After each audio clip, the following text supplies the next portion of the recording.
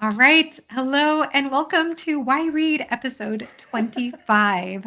I am so excited to have my second Why Read episode of 2024 with such wonderful channels. I am so excited to be joined today by John from Talking Story and Christopher Navo, two channels who are so lovely to watch. They both came out so strong with their channels. I think you both started last year. We'll get into that. But I need to first ask the question, why read? We start this particular series with the why read question always, which is why do you choose to pick up a book at this time in your life, especially with so many competing things happening and so many competing distractions, whether it's a video on YouTube or BookTube, or whether it's a TV show, a video game, or some other activity that you could be doing with your time. What inspires you to pick up a book? And so, John, why don't you Oh, tell us? It's not a quiz. you're gonna go to me first? It's Okay. not a test. Okay. And All right. This is why this is one of the many reasons I love your channel, John, because you go deep and you ask the big meaningful questions, and for me, this is the question, right? So I've thought about this, and this is, oh my God, this is gonna come off like such probably a philosophical rant, and I got okay. I'm just gonna go for it. Okay. ready. Okay, we all know on this physical plane we're primarily built up of water, right? I'm convinced on the metaphysical and in the spiritual realm, we are primarily built up of story. And every time I open that book and I connect with that other human, that other artist, that other writer, and not only that, but I go into these other worlds and I take a step in the shoes of these characters, I'm getting a shortcut to empathy and sympathy and understanding and compassion, all the things that we are sorely in need of on this physical plane, because I'm reaching through and having access to the spiritual. And above and beyond that, it gives me those crystalline, scintillating, amazing moments in time where I get just a series of words put together in a certain order that reach down into the very recesses of my soul and make me examine every bit of it. And here's the perfect example, right? Like, I will always remember for the rest of my life when I read six tiny, short little words. The longest of all those words are 3 letters long. And it changed everything I thought about myself, my past, my future, how I see the world. And it was just 6 simple little words. They are to be or not to be. That's the question. That wraps up everything. That changed me forever. Nothing but some words put on a piece of paper that have come to me through time that changed my entire life. So why read? My God, why would you do anything else? Wow. Wow. Thank you. I love that. And I love the to be or not to be reference. I think that my mom used that when she was trying to teach me what a split infinitive was. And I still split my infinitives all the time, but that's fantastic. I mean, that was everything to me. That changed it all for me when I first read that. Yeah. That's a lot to unpack. So I want to ask about that because you mentioned some pretty heavy themes and some heavy reasons to read, like empathy and compassion, and the fact that we're all made of story. Did this revelation come to you when you fell in love with reading, or is this something that you've become aware of over time? I think it's over time. I think, and I mean, Chris, I know you probably the same. I think we're both Gen X, and I wouldn't dare to even guess Joanna, but I think, like, I grew up with a TV that you had to click that dial 3 times, and you had to be there for an appointment at a certain time, and then we all talked about it the next day at school. So, I mean, I grew up enwrapped in talking about story with all of my peers and my friends, and then as I grew up, I found books, and then when I got into the theater, we you just tear a script apart, and you go deep into the character and motivations, and you just spend time agonizing and talking over every bit of it. So just as time went by, it just became just ingrained in so much of my life that I don't know what I would be without it at this point. I love that. And I love that you have that theater background because I'm certain that that plays a huge role in the way that you read as well. So we have to Absolutely, yeah. talk about that some more. Christopher, do you want to share with us why you read? I can't believe these expressions I'm getting on the show. I'm like, man, is this a really uncomfortable question? I'm sorry. It's deep. It's No, deep. I'm cringing because I have to follow John. No, same here with John initially started. When I watch these Y reads, I think the one thing that just immediately comes to mind is just almost like one word. It's like need. We need to read, sort of like we need food to eat and to nourish ourselves, drink water, all of those things. And I think reading is exactly that part to our brains. When I listen to a lot of electronic music when I write, and the band Enigma has a song called TNT for the Brain, and I kind of see reading in that kind of light. I need that, we read because we are looking for an emotional response. Reading is kind of, for me, like a stimulant. And we don't want to do drugs, so reading is a very safe way to get that kind of like stimulation for our brain. And why we drink coffee or something along those lines. It's just something that we get an emotional response to, and whether it be good or bad, we still like, in a sense, we like that feeling of being uh, out of our comfort zone a little bit with reading. One of the things that really sparked that for me when I was younger, I saw the movie The Neverending Story. Now, I never read the book, but You got to read it. I know Go I ahead, got to though. read it. I got to read it. But this movie, as a young person, is really sparked the interest in reading a lot for me. I remember that shopkeeper scene where he says, "This book isn't safe," and Bastion's first response was, "Ooh, I have to have this book," So he takes that book and he reads it, and you follow him, and he's very emotional when he reads that book. He cries during the sad, horse scene, and the he's shouting at the book for Atreyu to run through past the sphinxes, and that's the responses that we get. We get stimulated by those emotional impact parts of the story. But we can pull ourselves back if we need to, and we're back home, we're back in our comfort zone. So I guess I look at reading as is stepping out of our comfort zone while still being in our comfort zone.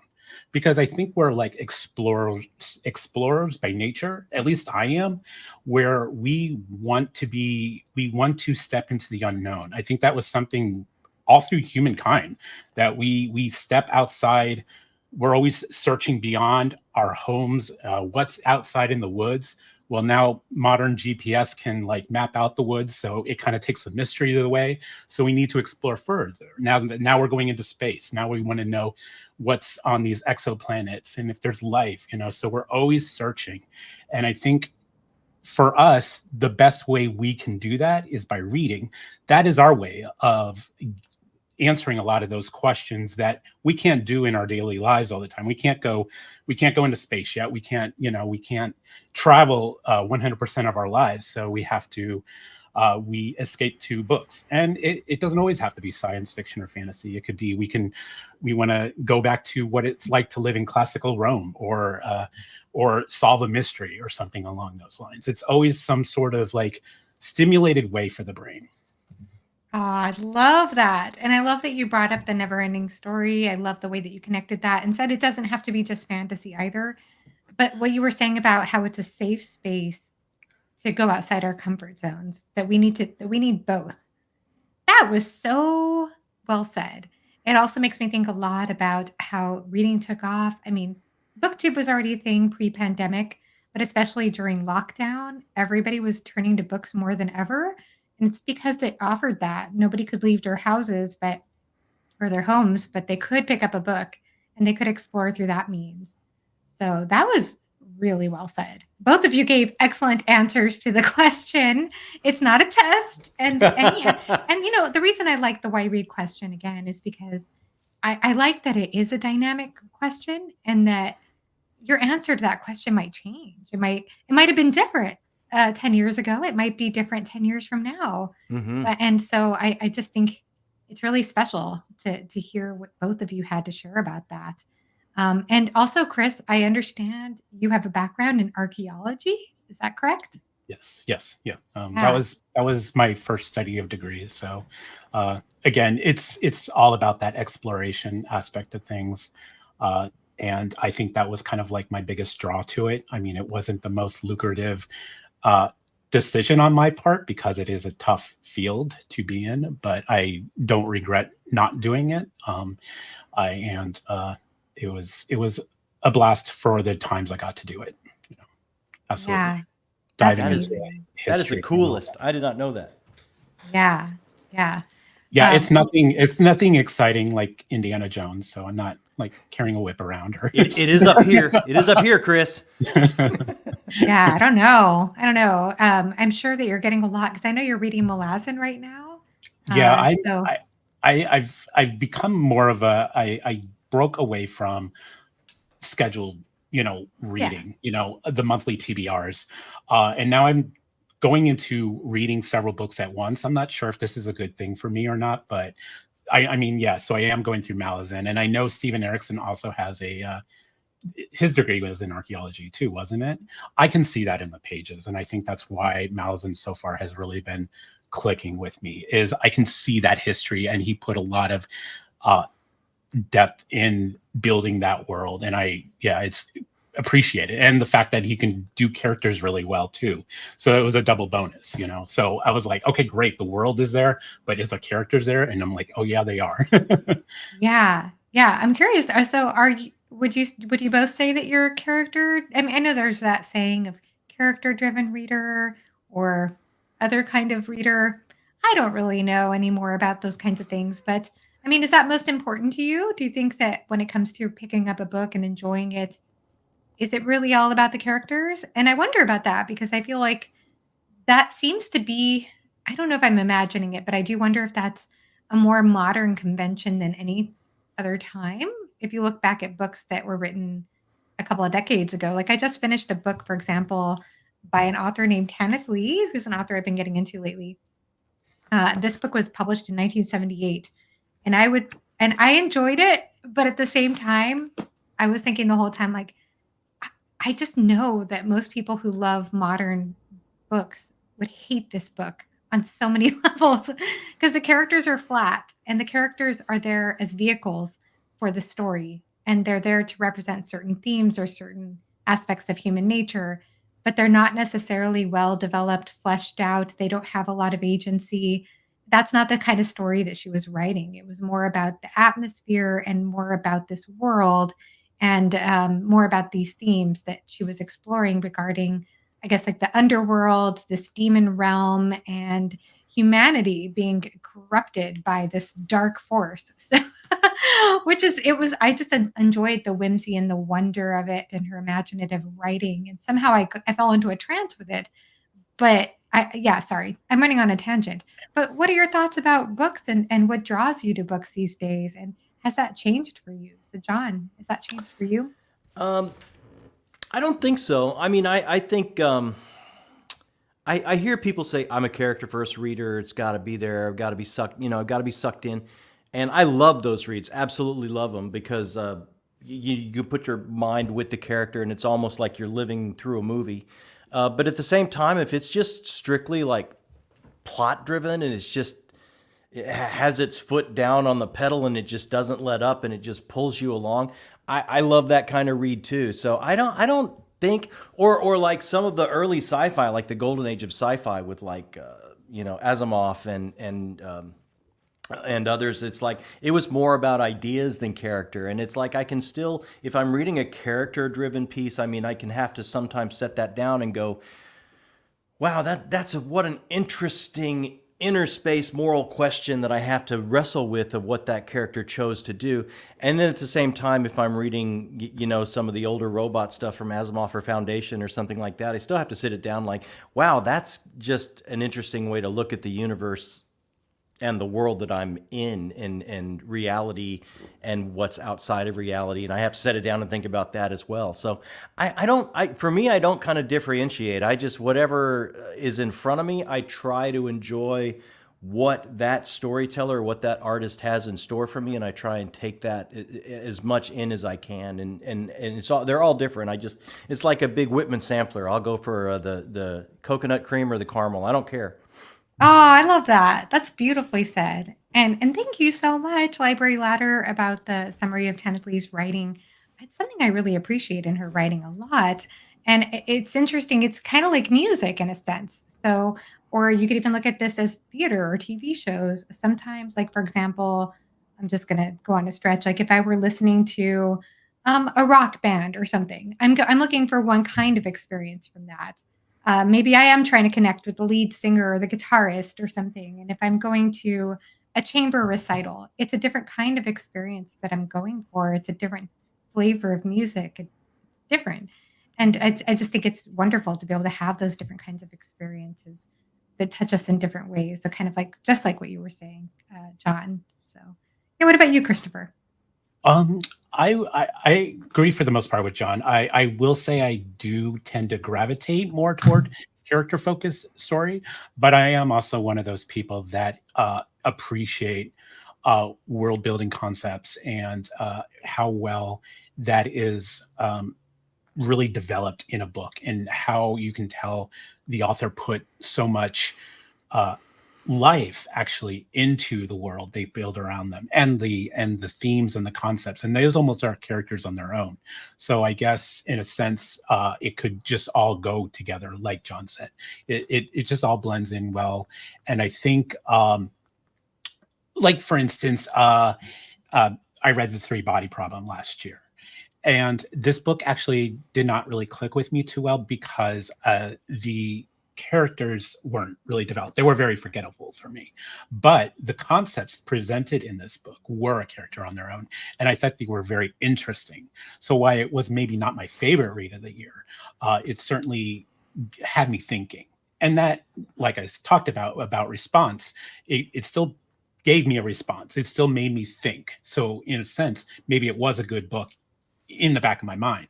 But I guess I still look at I look at the emotional impact on, and I think I get that a little more from character, I think. Yeah, yeah. I can relate to that too. And I highlight this comment here from BellTube, our friend BellTube. The oldest stories are myths to learn lessons more from more than the characters. Science fiction grew from thinking about new ideas and possibilities. Fantasy seems more about the character. I wonder about that too, because I know a Hmm. lot of people talk about that sci-fi is more ideas based and fantasy seems to be more character based. I don't know. I mean, perhaps there's some truth to that. I think that's probably. I mean, it's a generalization. I'm sure there's rules that, or examples that break that, but for the most part, I would kind of think that's true. I think there's more mind expanding concepts going on, and then for the more interpersonal character driven thing is the more the fantasy. That's what I found anyway. Yeah. Yeah. Yeah, it is really interesting. I love looking at myths and the influence on how I think myths do play a role in our influence on stories overall, but especially seeing the influence on fantasy as well. Yeah, I think for me, Yeah. like what Brian says there, that's why one of my favorites is Neil Gaiman, right? Because I think he gets that so well, going all the way back to the Greeks or the Romans. It's like you create a pantheon, and then you foist our foibles and problems on them, and you can sit back and watch the puppet show and learn something about yourselves and what you're going through on an earthly plane. And he gets that so well in his work. I absolutely, it's just so great. Yeah, is that do you have a favorite Gaiman? Or is that I mostly mean, my all-time favorite would be Sandman. That's my Sandman? all-time Mhm. favorite. Yeah, American Gods is way up there as well for me. Yeah.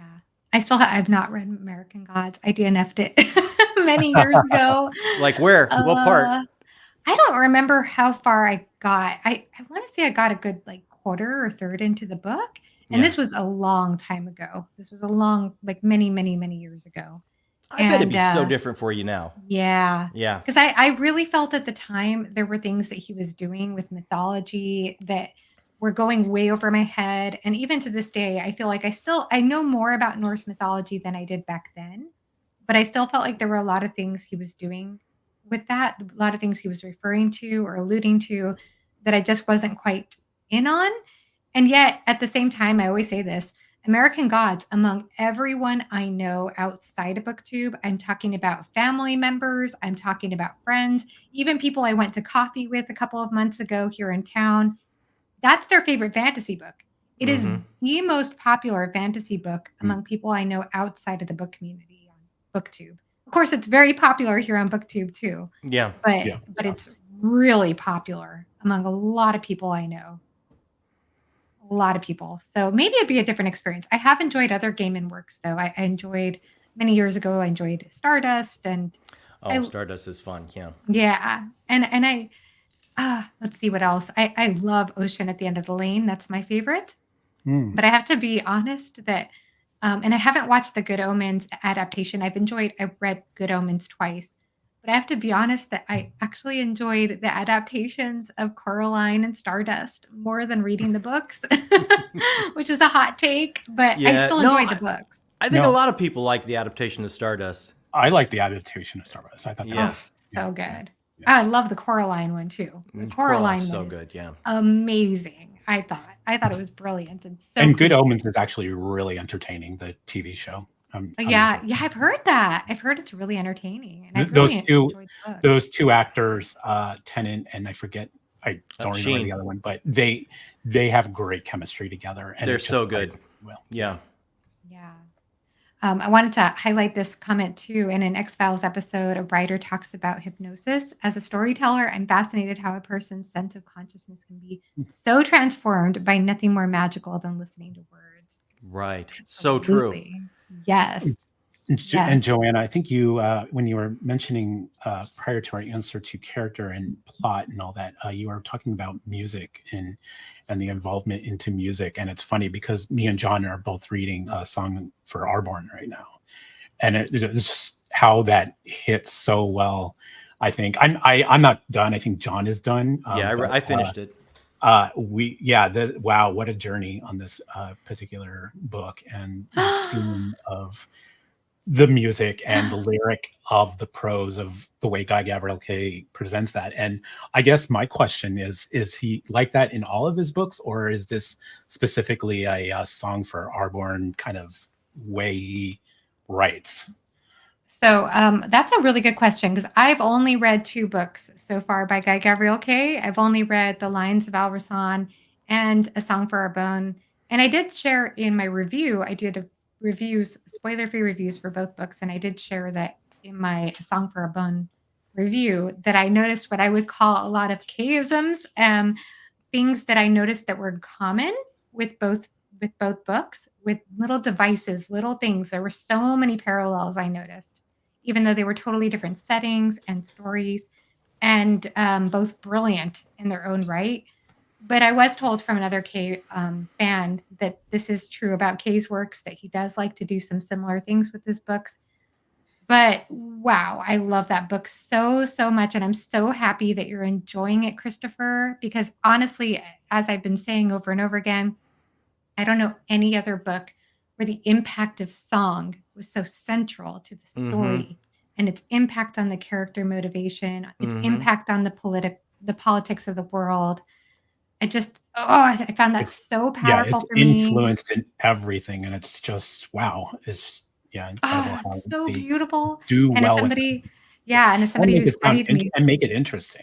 Yeah. yeah, Yeah. and as somebody who studied music, I think he took the influence of the troubadours, and at the same time, he did some things I think that were a little unique to that. But a lot of what he did was very true to troubadour music. So I thought it was just it really touched me because I love that stuff. I love troubadours. I love that kind of influence on his work. How did you feel about it, John? I got to hear your thoughts. Oh, okay. So we were going back and forth on Discord while we were reading it, and I think I can't remember the exact chapter anymore, and I don't want to do any spoilers for anyone that hadn't read it, but it's like, okay, chapter such and such, like transcendent. Like there's just a moment that so defines what you're talking about, and in this case, it is a musical performance, but it's so wrapped up in what art means and how art stands apart outside of time and space and just speaks to us and can motivate us. And there was just like one moment of a performance that, and then afterwards it was just like it just hit me. And what I was coming off a read that I was somewhat let down, and then I picked Song for Arbonne up, and it's like, that's a special book. Like that's about everything that's important. What's your most number one important thing? You ask everyone, someone might say family, someone might say love, someone might say art, someone might say patriotism. Like whatever it is, it's going to be a major theme in this book. And it's going to be important, and it's going to move you, and it's going to move the characters. And then the ending is beyond satisfactional. It's just, the ending is just like, oh my God, how did he put that bow on that many themes going on at the same time? It was, I can absolutely see why everyone says he's a master. And I immediately went to my wish list and put Lions of Al-Rassan on there because I just have to start the next one. Oh, you're gonna love Lions too. I loved Lions so much, and if it weren't for that rule of, so A Song for a Bone was my favorite book of last year. It was right, top of the top, la creme de la creme, one of my favorite standalones of all time now, if not my favorite. And if it weren't for the rule of like not repeating authors, the Lions of Al-Rassan would be number 2. I loved both tremendously. I regret not joining you and Josh and Laura on that. Oh, well, it's never too late to read it. So yeah, of course. Can't wait to hear your thoughts. I'm sure it will. Yeah. I think I told you, John. It's like I was close. It's like I think I'm ready to give like the biggest compliment I know how to give, and it's like I'm full on ready to give that compliment now. It's like while I'm reading this book, it's like, oh my God, if I was just 15 years younger, I would slap someone in the face to play the character of Bertrand Del Taller. I would. This character, it is everything. It is everything. I mean, the moment so many amazing moments that you could play by playing a character like that, somebody that's just haunted by true love and never found again. And then, oh my God, it's Shakespearean. I loved it. Would do anything to play that role. Too. I got a very Shakespeare feel to it as well. Yeah. Wow. I love this. This is just making me so happy right now. Nothing makes me happier than hearing people gush about my favorite. I guess my only worry is it being a standalone, and I'm going to be like, at the end, I'm going to be like, I want more. But he wraps it up. You are so satisfied. Perfect. Like it is that amazing. It's that Chekhovian rule. Like it's over when I say it's over. You know, like I get to look in a window. It doesn't overstay into these people's lives, and I get to experience that, and then it goes. But Chris, I can't wait for you to hit the end, my friend. I can't wait. Halfway through. Oh, I'm so sad, Evie, because that's going to be my next Guy Gabriel Kay book. Dang it! But I'm really looking forward to that. But yeah, let's see. Sorry, I lost my train of thought. But yes, A Song for a Bone. The brilliance of that book is the way that he wraps it up. Same thing with, I would say, with Lions of Al-Rassan. I thought that the way he ended that book was so poetic, so beautiful. And I know the word cinematic gets overused, but seriously, you can imagine scenes on screen for that particular book. And the other thing I love about what he does is not only his theme, there's so many things, like everything that you said, John, like just every aspect of storytelling is so rewarding in that book. His characters, his setting, the passion that the characters feel, and because of the passion they experience, the arc they go, their life is forever moved. That arc is ever moved and changed because of the art they've experienced. It's like, it's special. It's definitely special. It really is. And I felt Kay actually made me feel kind of smart as a reader, because when I was reading that book, A Song for a Bone, that's how I feel. I feel like I'm intelligent. well, mostly because like there were certain things that there were little tiny things he would hide, and then suddenly reveal like a few pages later or a chapter later. And I was like, I caught that. I knew it. I knew it. I knew it. And so I'd catch on. But then when you go to the end and you think about certain things he did, I can't give away because of spoilers, that he Right. planted at the very beginning. He never points it out. That's the other thing I love about him. There are certain things that you notice if you really take it in and you carefully look. There are things you can notice that he ties in from the very beginning of his story. That if you're a Yeah. careful reader or if you're rereading it, you can notice those connections and how it's Right. like perfectly plotted throughout. And he does Right. the same thing in Lions of Alrazan. You get to the epilogue, and if you're really carefully paying attention, you can notice something that he connects from the very beginning. Mm. Yeah. But he doesn't ever try to, like I said, he lets the reader figure it out on their own. I kind of like that. I think that's I kind of didn't figure cool. it out too early. Like when I was getting towards the end, then the epiphany hit me, and it's like, it's gonna be, and then then you get there, so you have that feeling of, it was like, oh, I had that moment you wanted me to have. It's again another Chekhov rule, right? Like if you show a gun in the first act, that gun better go off by act 3. Like Hmm. every breadcrumb he lays down, he pays off. Every Yes, single one. yes, yes, yes. I Like totally agree with that. his architecture of plot and character arc, like it all builds and it all pays off. He doesn't. Nothing is wasted. Absolutely nothing was wasted. Yeah. Yeah. I feel like John, you're a musical theater. I believe that I could totally see this as a musical. Oh my god! It would have to be. It would have to be, because that one scene that I put hate. Oh my god, that's transcendent. It's like that one scene has to be performed. Has to be performed. Yeah.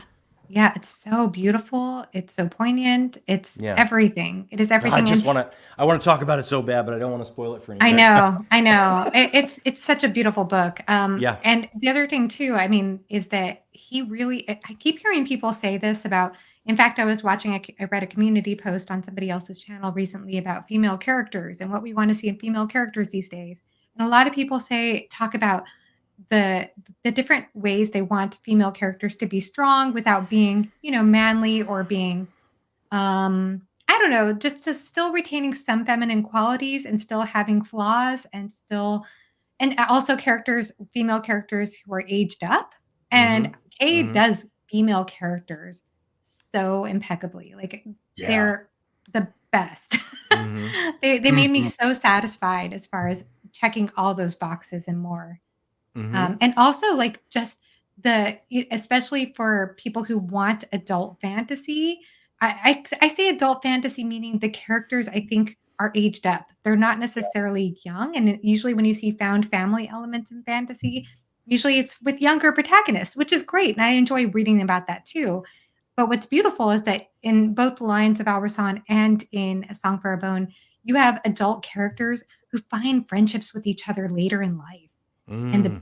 and it there's that it's a special different kind of dynamic when you have I adult characters I find. I honestly think if I read Guy Gavriel Kay earlier in my life, I may not have appreciated it as Yeah. much as I do now. 100%. Yeah, I Yeah. think 100%. I agree with that adult fantasy. I think this is something that I think can click in with people more, like less of the coming of age, fantasy, and more into the established. I've lived my life and now I'm doing, something in this book, and enjoying the music along with it. So Yeah. I think, yeah, this is definitely something I can appreciate a lot more. And I am glad I waited, because I've started his books for decades, and and Yeah. it's just one of those authors I've always wanted to get to, and I'm glad I finally took a step in. And it seems like it should be totally down your wheelhouse, Christopher, because Yeah, Yes. I you do know, love I know. history, I don't know historical why I fiction. haven't started, Yeah. but Archaeologist, he's basing it off history. Yeah, how could you it's not, like right? literally my two favorite genres, Right. like blend of historical fiction and But uh, I'm so glad I came to it later. And it's so many yeah, things. I was with my favorite authors, and I tuned into BookTube one day and to find new people, and now I'm here and getting all these recommendations, and I'm so glad I came to it later in life, because where would the pathos have been of an aging Lothario in a stairwell telling to someone he's just met, "I never expected to live this long, and yet I still can't fill this hole of the love I once had." Like that doesn't play unless you've lived and seen some stuff. you know? Yeah. Like that doesn't play. That scene where that very ancient troubadour steps up and tunes his lute and then makes a performance that brings the house down. It's like that doesn't play unless that artist has lived and seen some stuff, you know? And as Exactly. the female Mm. characters, it's so interesting to me when I was reading it how they go along with the iconography of matriarchy. You've got, like the classic of the maiden, the maid, and the crone. I mean, you've got Mm. the elder stateswoman, then you have the cousin that was from the beginning, and then you have Lisette, who is the young artist just coming in, and it somewhat follows these three stages of womanhood and their trials and tribulations, and it's like it's. I'm telling you, there's so many layers to this. If you just keep it, you could peel and peel and Uh, peel and never run out. it's so good. Well, if you guys ever want to do a discussion, I'm open. If you ever want I to was do gonna one, a say spoiler-filled we gotta catch discussion. up. Me and Uh, John have to catch up with you and Josh on yeah, Yeah. it's so good. But yeah, so I am going to be reading as my next Guy Gabriel K book. Actually, I lied. I'm reading Tigana next. So Tigana's in April, and then I want to get to sailing to I cannot say it. Sarantium, if I'm saying that right. And so Bridger is saying here that it has a slow build and much of it is set up for the sequel, Lord of Emperors. So Yeah, don't give up on it too soon. I heard you almost have to treat those as like one book. Uh, Yes. yeah. Yeah, Yeah. and it says here, and Pete says here that he's currently working through sailing, and he's struggling with how slow it feels. Mm, But I'm gonna push it through it. Thank you, mm. Pete. I'm glad you're gonna push through it. I'm saying thank you. I don't know why I'm saying that because I'm getting enjoyment out of it. I'm glad. There are just other books that I'm more excited for at the moment. That happens sometimes. I know for Yeah. me personally, I'm I'm boring. I like slow build books. I like books that take their time. Maybe that's an age thing. I don't know. I don't know what it is, but I, I got to be in the mood. I like it too if I'm in sometimes I just want that, like I want to go in a gas station and get a Snicker bar. I want something sweet right now, I want just plot driven. I want a thriller. I want to well, write. that's true. Yeah. You yeah. go with what you want right at that second, and I think that keeps you happy. That's a Yeah. really good point. That's a really good point. That's a challenge for me because I do sometimes get in those moods where I'm like, I just want to pick up like a middle grade fantasy. Oh And then God, yeah, I never do it. yeah, oh And yeah. then I'm Yeah, like, I why never did I do it miss the either. boat? I missed the boat. But sometimes if you just act on it, it could be the best thing ever. I mean, there So was a lot of these books weren't around when we were kids. At least me and John, anyway. Yeah. Yeah, we were pretty limited on our young adult fantasy. So, oh, it but wasn't around when I was young either. At least not young adult was, but not young adult adult fantasy. fantasy, That yeah, became more a thing later for me. Oh, And it's huge now. Such a now it's thing. huge. It's wonderful. I think it's a great thing for the most part. Oh God, yeah. yeah, Yeah. Absolutely. Get them in early. Yes. That's absolutely. right. Yeah. Yeah. Hi, That's why Kyle. some people, I love YA. I love that it's taken over the bookstore. It gives me hope. It gives me hope because for the critical thinking and the appreciation of art and lit, like get them in young, man. Get them in young. They'll be there for the rest of their lives. Oh, wow. Yeah, Yeah. it's absolutely thrilling to see that take off. And I remember, like when it first started popping up, I was actually working at a bookstore. I was working for Borders in my Oh, 20. I remember Borders. I remember Yeah, Borders, yeah. Cool. it was my job between excavations, and it was a lot of fun, and getting to see all the tiles. And I remember we kept adding bookshelves to that young adult section, and it was thrilling because people were coming in, young kids were coming in and grabbing books, and it was cool to see again. Yeah. No, I think it's fantastic. It's a wonderful thing.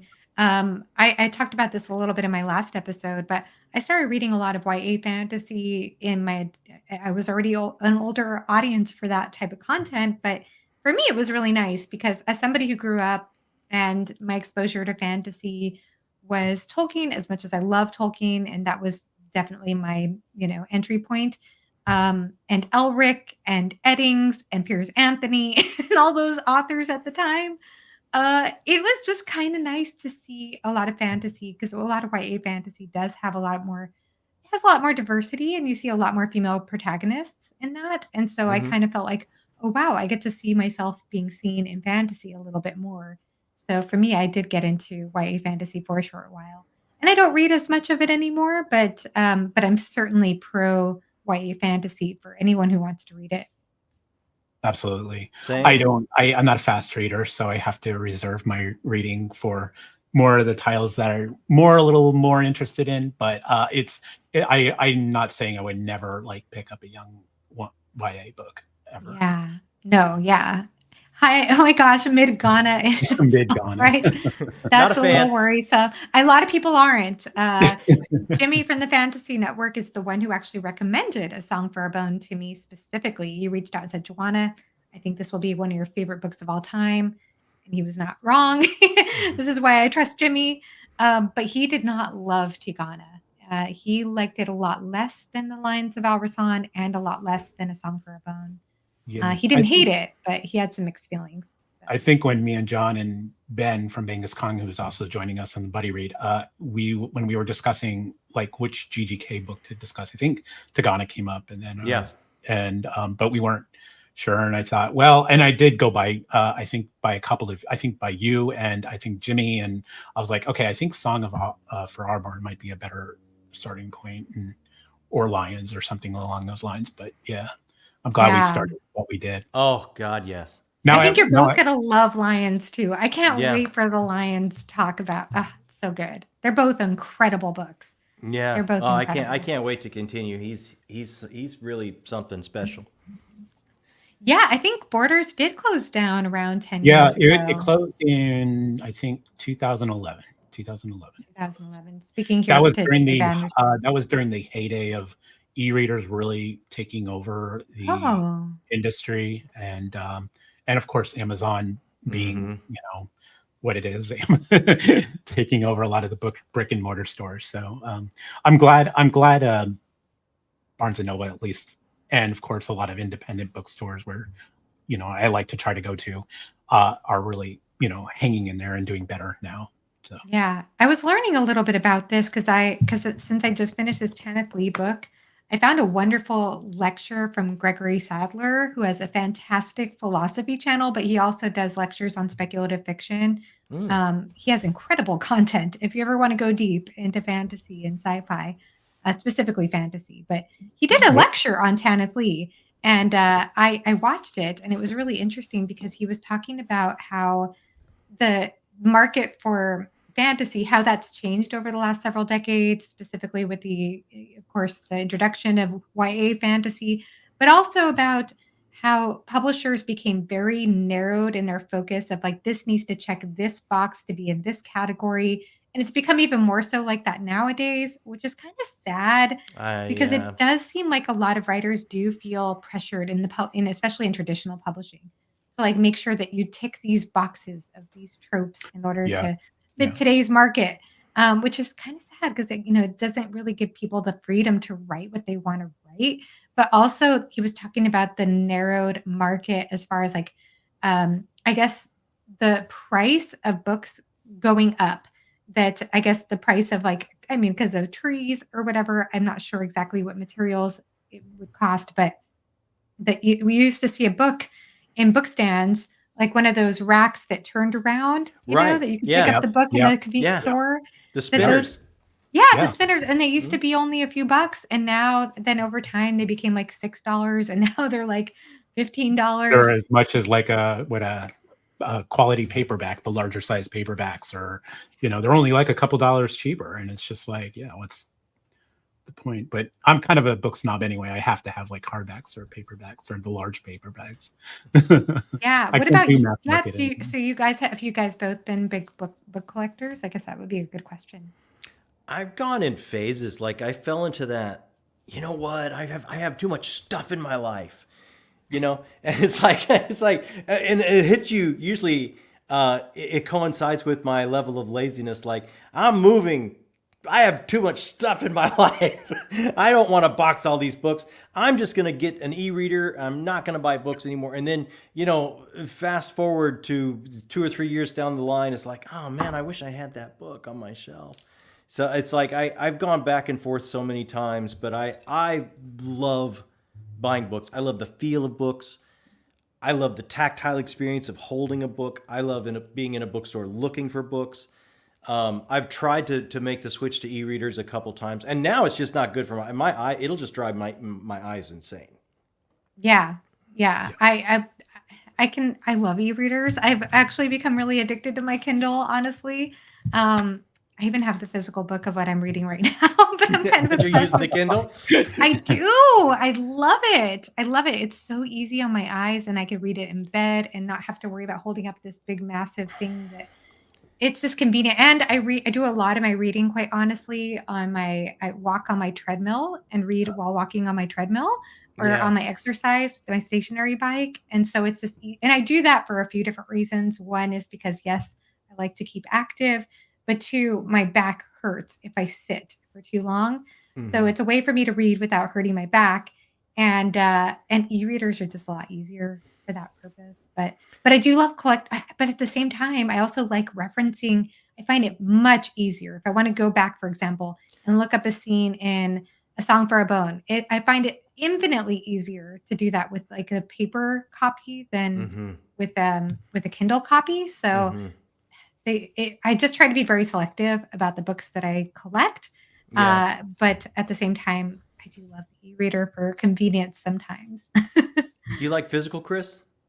Oh, absolutely. Yeah. I only just got my e-reader last year, and it was for specifically for the trip to Rome I took for 2 weeks. And I was like, do I pack in a separate suitcase of books, or do I finally just break down and finally get an e-reader? I guess because my job is on the computer. I play computer games. I watch some TV.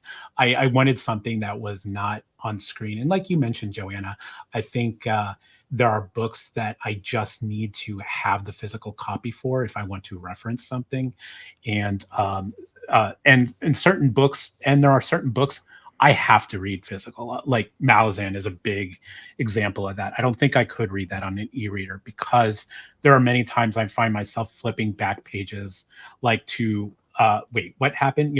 Kind of thing, because Malazan is one of those blink and you miss it kind of moments in the book. So I think there are certain books that I need to read in the physical form. And I think it is immersive. There's something about the feel of the book. Um, we talk about senses and all that, and I think their books kind of have that enlightenment of all your senses with the feel, the touch, even the smell, Yes. and I don't know. I think, but I'm getting better with e-readers because I do get because I focus a little bit on indie books too. I get a lot of arcs from the indie authors, and those are usually EPUB. So I've got to get a better appreciation of that. And you mentioned about back, and I have back issues. So sometimes, finding a comfortable position too long with a book, it does hinder my enjoyment of the reading a little bit. And the Kindle, I am, like you said, I'm able to move around. I'm able to stand sometimes and just like have the Kindle like on a shelf or something and be able to stand and read or something like that. And you So could take it in the bath. I took mine yeah, in the bath last night. there's no question that there's a very good convenience to a Kindle or an e-reader but I do appreciate books, and I donate books, so I don't keep every single book I have. There's a lot of regrettably there's a lot of older fantasy that I used to have on my shelf, but like over time I did Yeah. donate You those always books. want them back. I always And want them now I back. want, yeah, and now I Yeah, want them Oh, back yeah. and that's they're Done that like before. that's a $200 each. yeah, And that's another reason why I think I love physical books is the emotionality of it. Like I can't afford to collect and hang on to art, fine art that moved me. Like maybe mass produced prints or something like that moved me as I've gone through the years.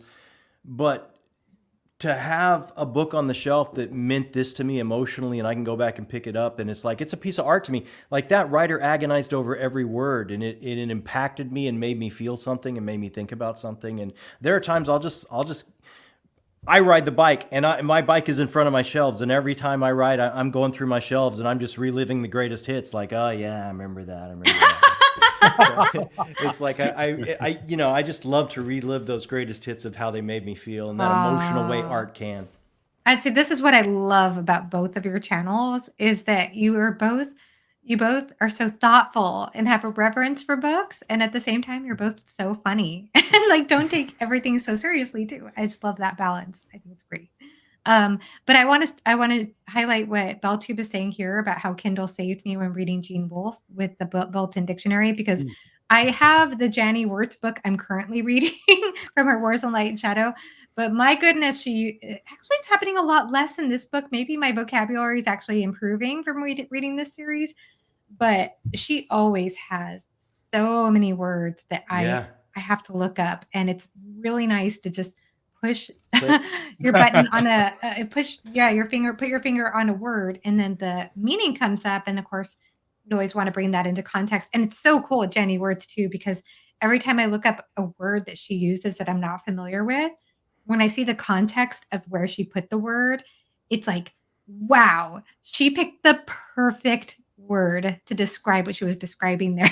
But Yeah. I had no idea this word existed beforehand. So That's fine. it can be I great. watched Dr. Chase's video this morning. He said the same thing. This book has me running to the dictionary more than any other It book. Yeah. does. Yeah, she's incredible at it though. She Ah, really is. AP and I were talking about that, I think after one of our last discussions. I remember in one book there was some word that I looked up and it had to do something that referred to like a pastoral setting or something.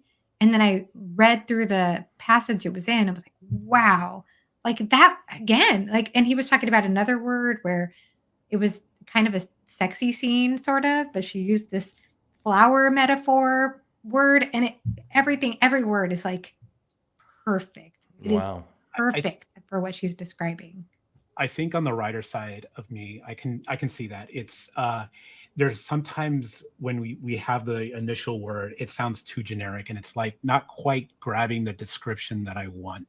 And sometimes you kind of need to search the thesaurus a little more. I need something that a little more maybe flowery or something along those lines that just doesn't quite hit with the generic word of a meeting, and you need something a little more that pops. And Yeah. yeah, I Yeah. definitely understand that, but I usually try to keep it within my vocabulary. Oh yeah, yeah. I think that some people like I firmly believe Janny words when she uses a word, she like really knows the word. Yeah, she knows what it It's means, in her and I working want to do that. vocabulary. Yeah, Yes, there's a difference I think when an author is actually operating within their working vocabulary yeah, versus like going to a thesaurus and looking for a word that sounds pretty. right, No, right. it's And definitely not and that. it's got to be Yeah. something that sounds like it flows really well to and you Yes. because you want to make sure it doesn't sound like, oh, he pulled that from the thesaurus. Right. Yeah, because it's Yeah. obvious. You could see Yeah, through it. You could see yeah. through it if it's yes, I absolutely agree with Yeah, that. I've only read the Empire trilogy that she did with Raymond Feist, but I really I mean I had such a great time with that, and I think it was a reread for me, but I read those Rift War books when they first came out, like way back, and I remembered very little of it. So reading it again at this stage, it was like, wow, she's really good. I don't I remember need to Raymond read Feist that. being this good, so she must be really good. I think she was the lightning in that bottle. So I really you'll love it, Joanna, because it really follows a female leader, and each book is in a different phase of her life and what's going. It's so good. It is so good. I'm going to read Cycle of Fire by her, sorry. This Yeah, this I uh saw that on your series this TBR. year. Yeah. Yeah. I think Um that's a good place to it's a that's probably a trilogy. Yeah, really I think good it's place to one of start her for oldest her. works too. I think it's Mhm. even older than the one that she did with Feist.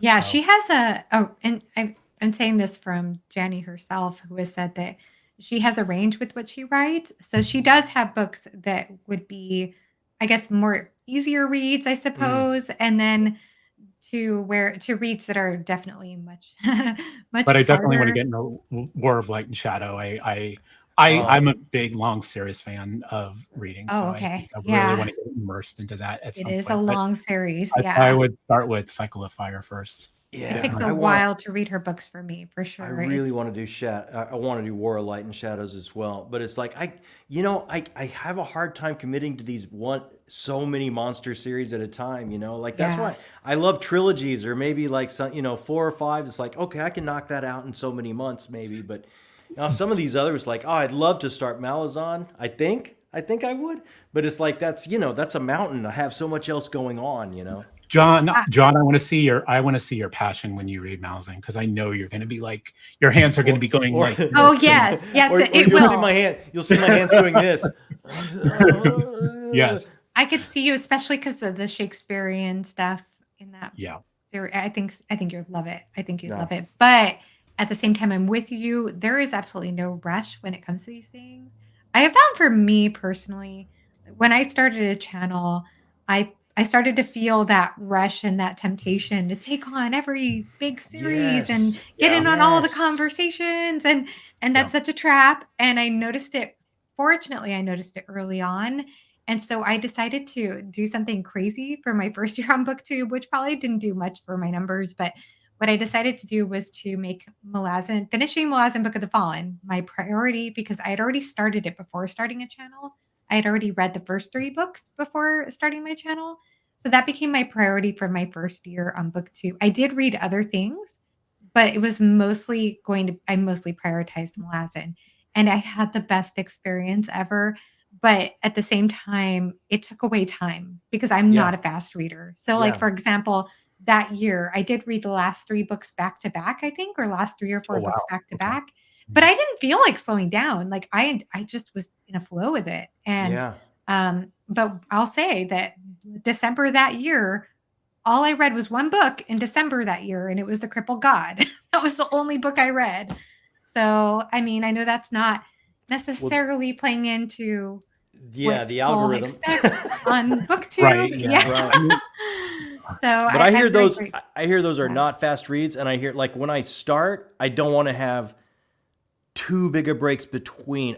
From what No, I don't do hear, that. Yeah. I no. think you kind of want to maybe take a month off, but longer than that, you're going to start losing some threads, and there's just too much thematically going on, and yeah. So I So- really That was want to my have. problem with the first 3 books. I spaced the first 3 books out a little more than I wanted to, and that was what made me decide. I almost got to the point. I remember I finished book 3 and I commented on Philip Chase's channel and I said, "Philip, I go back and reread the first 3 books because I don't know if I fully got everything."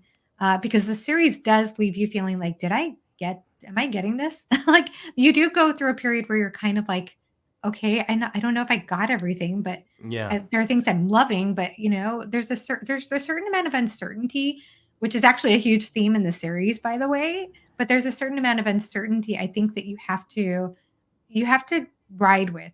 I think when you're reading the series, and I remember Philip Chase said, "No, I would just keep going. Don't worry about rereading." And I'm like, Really? that was Okay. the best advice ever. Philip Mm. Chase, he gave me the best advice ever because I don't think you have to. Like you have to be able to like people do that. They get stuck and they're like, I don't know. I think I need to go back and reread. And I Right. don't think I think you could. I would say just trust the process. It's hard because we as readers we expect, especially a lot of modern fantasy writers, they kind of serve things to you a lot more. Yeah. Yeah. Well, Yeah. And I it mean, will never come having read together. this, both Yeah. you guys are in this, so it's like he Yeah. definitely strikes me. He's not going to hold your hand at all, and you're probably getting more of what he's laying down than you think Yes, because it's yes, such a Yes. you different are. experience. Yes, I would You 100% gotta. agree with that. Yeah, This is a very good case of trust the author to answer Yeah. your questions eventually, kind of thing. and I think You will have lots of questions in Gardens of the Boon, first book, no question. And I think he presents everything really well, though.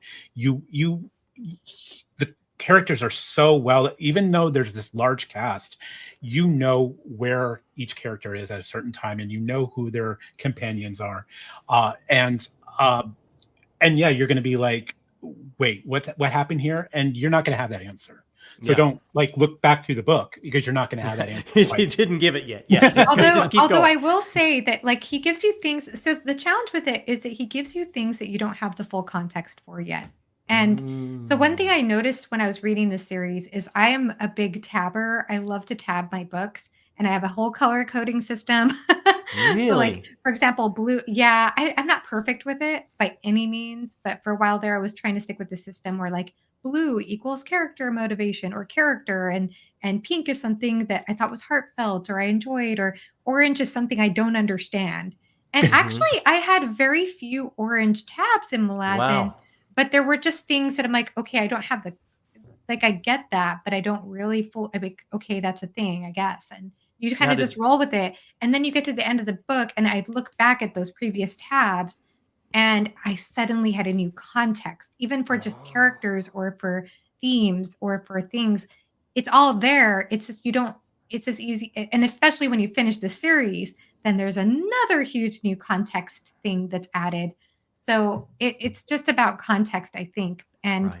And it's not hard to read though. Prose wise, it's not hard to read. Okay, okay. And the way See, I would that's good to hear. That's really good to mhm. hear. Okay. Yeah, it's not hard to read. John, just it. I think Rogue says it best too. It's just Go with the flow. go with the flow. Yeah.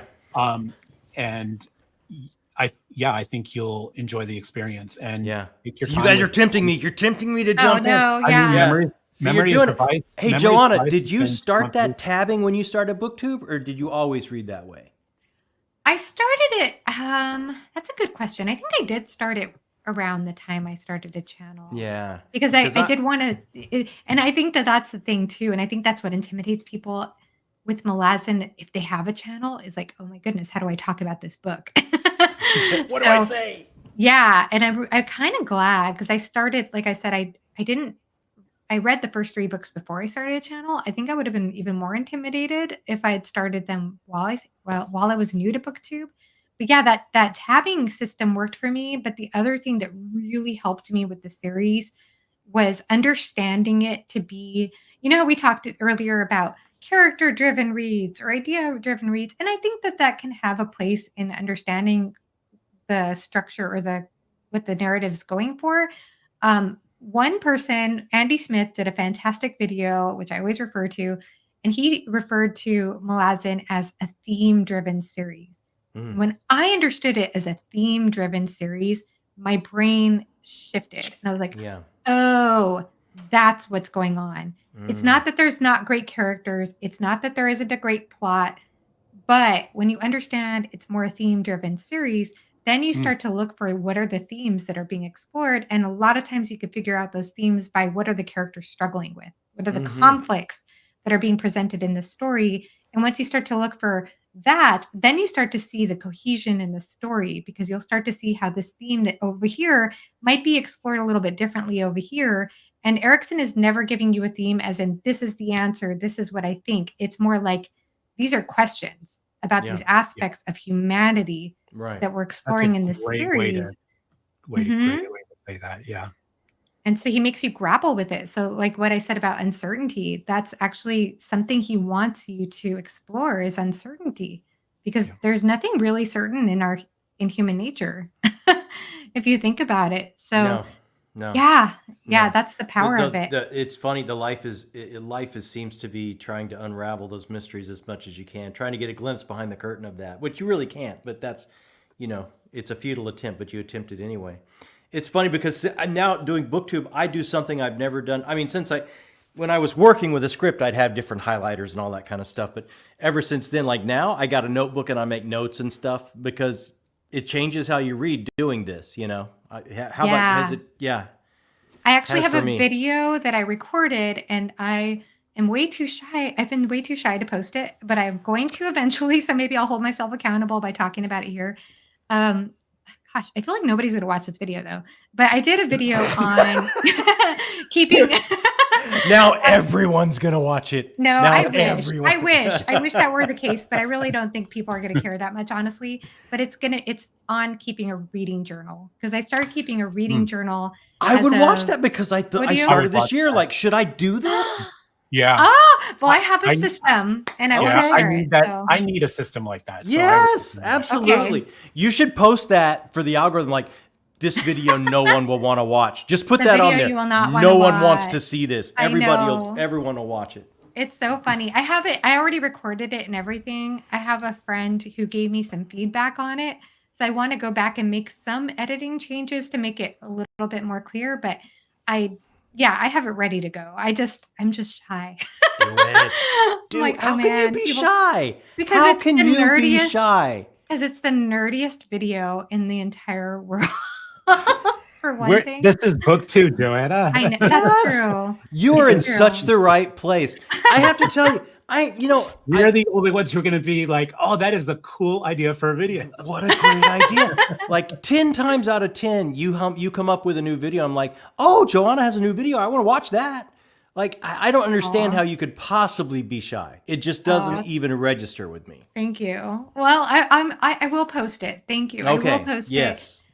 Yeah, I don't know why it's so I don't know why I feel so anxious about it, but journaling is something I've been passionate about my entire life, and keeping a reading journal has totally changed the way that I engage with stories and the way that like I just get lit up about what I'm reading about.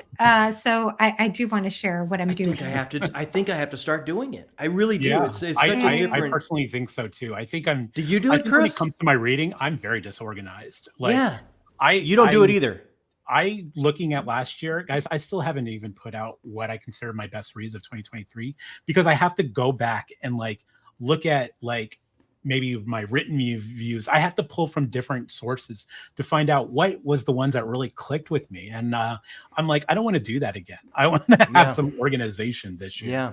of what really clicked Oh, with me this year. Yeah. now I'm Yeah. excited to share it. Thank you Yeah, guys. and I think it's like for me, like I go on vacation, I don't take pictures either. It's like, oh, I just like to be here. Wah! And it's like then I get home, it's like, so glad I'm married because my wife took pictures, Like and now doing this, it's like I should write this down. I'm not gonna remember this. I have to write this down. So it's a learning curve. You should definitely post that. I would absolutely want to see that. Oh, Yes. thank Yeah. you so I much. agree with that. I agree with this comment. Yeah, I really, love this. really, The really tell clickbait. you, and then Yes. have a really crazy expression on your face. And Yes. Yeah. Yeah. you I won't believe know. number 4. And the 10 craziest journal entries of 2024. Yes, that's what I need to do. And thank you so much, Vero. I really appreciate it. And thank you so much, Krista. Thank you guys. I really, really appreciate it. But Your support yeah, and Joanna, tweets too. I tab.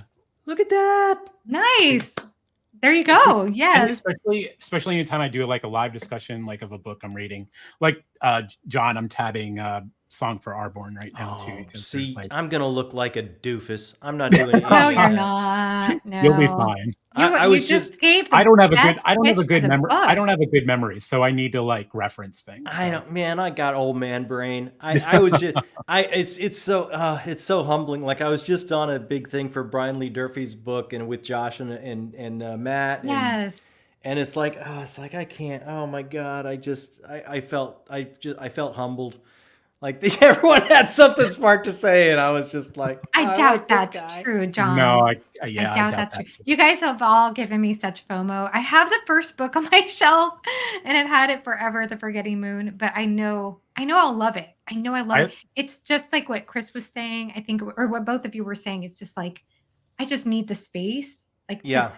And I think that I will have it eventually. It's just that being in the middle of an 11 book series, it really takes some time to carve out the other epic fantasy I want to read. Exactly. For me, I like I say, I tuned in to find some authors that I wasn't reading, right? And it's like I had never heard of Brandon Sanderson, so it's that Cosmere thing sounds interesting. So for me, like that's the big thing I'm in right now, trying to catch up with that before the Stormlight book comes out at the end of the year. So it's like I'm so hesitant of tacking something else on. But let me ask you guys your opinion on this. So people tell me now, as opposed to Malazan, Realm of the Elderlings is something I can kind of space out. Like I could treat it as a trilogy. I could read these 3 and then I can have a break. And so I could start that this year if it's just, I'm just doing the first trilogy. I'm not thinking I'm burying myself or something. I agree. It's been a long time since I read the Realm of the Elderlings. I think I read them when they were like first coming out back in the 90s. Exactly that, John. You can you can read like the first trilogy, maybe get in another series at that point, or you might go right into it because they're really good. Okay. That's just my personal opinion, but I think you can take those breaks and still catch up right away. Okay. Live Ship Traders, for instance, is a totally different series. Same with the Dragon Keeper series, or the Wildlings. I forget the name of the series, but that's a totally different series as well. And you can just take those little breaks and still really be immersed. And it's a slow burn too, so you get that immersion experience too. She is a slow burn author, that's for sure. I've only read the first trilogy. I've only read Farseer, which I really enjoyed. Okay. So I need to get to Live So you Ship. did that. You took a break. You read the first trilogy, and then you. Okay. All right. I've taken a long break. I need to get to Live Ship this year. That makes me feel Live good. Ship. Live that Ship. makes me feel I like I love can Live get to it Ship this so year. much. Live So Ship. you're really? Okay. Well, I'm excited because I love nothing but nautical. amazing things. I hear nothing but amazing things. I want to do a reread of Realm of the Elderlings now that I'm older. And I think a lot of when I read them, and I was maybe a little too young, but I want to see if it's going to be a different experience for me. And but I don't know when. Maybe next year I'll redo a reread of that series. Oh no way! It has to be different. Like, I'm sure. That's going to hit you so different. Yeah. That's going to be fun. Yes. I'm excited to continue Realm of the Elderlings too. And Dave, I'm really curious to see what you mean by a reading journal. So hopefully I can clarify that for you when I do the video. People are on board. People are on board. Yes. Well, I'm really glad to hear that. And Evie says, I'm doing reading journals, but I need to do more with it rather than random thoughts after I finish. Yeah, I have a system. I created a system. It's not a big system. It's not elaborate, but I will share that. If I tabbed, I would be like, wait, why did I tab this? That would be me, Pete. That would be me. I sometimes do that. Sometimes it's really obvious. Like sometimes I'll look back at my tabs and I'm like, I don't know why I tabbed that. And I just take the tab out and I keep the ones that make sense. But that does happen to me sometimes. Yeah, that happens to me too. I'd be that guy at like 4 o'clock in the morning and wake up, go to the bathroom, can't go back to sleep. It's like, why was that yellow tab there? I swear, it happens that was sometimes. Something important. Yeah. Usually I use yellow for like a big plot moment, but I haven't been the best about it. Not all the time anyway. And I know I still haven't started Live Ship. I get this grief all the time and I'm excited. I'm so excited because it seems like my viewers, I think more than any other series, I feel like my viewers are most excited for me to read Live Ship, which makes me excited that people are excited for me to read something. I just haven't. It's just balancing epic fantasy. It's playing like Philip was juggling in his video this morning. That's why he's so good at doing all this. I need to get better at juggling. Well, I mean, I don't know about the rest of you, but I don't have a PhD by my name, so I defer to Dr. Chase every time. Yeah. Read Realm of the Elderlings, John. I'm going to do the first. What's the first trilogy? It's the Farseer trilogy. Farseer. Now you're going to get it too. All the people in the comment section are going to be like, read it. The Farseer. I love it. I love it. I've not had many bad reads since starting this because I just listen to what people tell me to read, and it's worked out amazing. Yeah, Evie. I was a youngin. I think I started late teens on the series. I'm trying to remember when that was out. Yeah. But I think I'm older than you think I am, though. I loved it. The live show you all had. What was that? Was that for your 3K subscribers? Oh, yeah. When we were comparing. You guys were so much fun. You guys need to all check that out. I had the best time. I was actually doing some drawing while I was listening to you guys and some organizing. And I was just laughing out loud with my earbuds in my ears. My husband was probably like, what are you laughing about? But I was like, they're talking about mixed tapes. And I was just getting such a kick out of it because John was like, do you remember when a girl made you a mixed tape? I felt so bad. I felt so bad for I felt so bad for Britton because he was like this poor guy who was like Britton. Not knowing what we were talking about. You guys were like, are you like 18 years old? I think he's older than 18. No, but I think he's in college. I think he's 19. I think he's 19. Britton, you were here in the chat earlier. If you're still around, tell us how old you are. He probably isn't here anymore. But it's like, yeah, oh God, yeah, okay, yeah. There he Yeah, is. Britton, no, you Yeah. were 22. Look at that kid. He's in his 20s. Are you kidding me? Smile and nod. You're Britton. young. Yeah. Okay, you're even younger than I thought you were, Britton. I swear to God, if Britton wouldn't have been there, that entire conversation would have started at mixtapes, and it would have devolved into pill organizers, and prostates, and nobody would have listened to the rest of that. Britton saved us. He absolutely saved us. It was the best. It was the best. It was the best discussion ever, especially because people in the comments or in the chat were saying like, I don't remember mixtapes, but I remember Bird CDs. And I'm like, CDs, yeah. Bird Yeah. CDs does not have the same ring to it as a No, mixtape. as a mixtape. Come on, when a girl left a mixtape in your locker, that was big magic. That is big magic, man. That's Oh my goodness, I love it so much.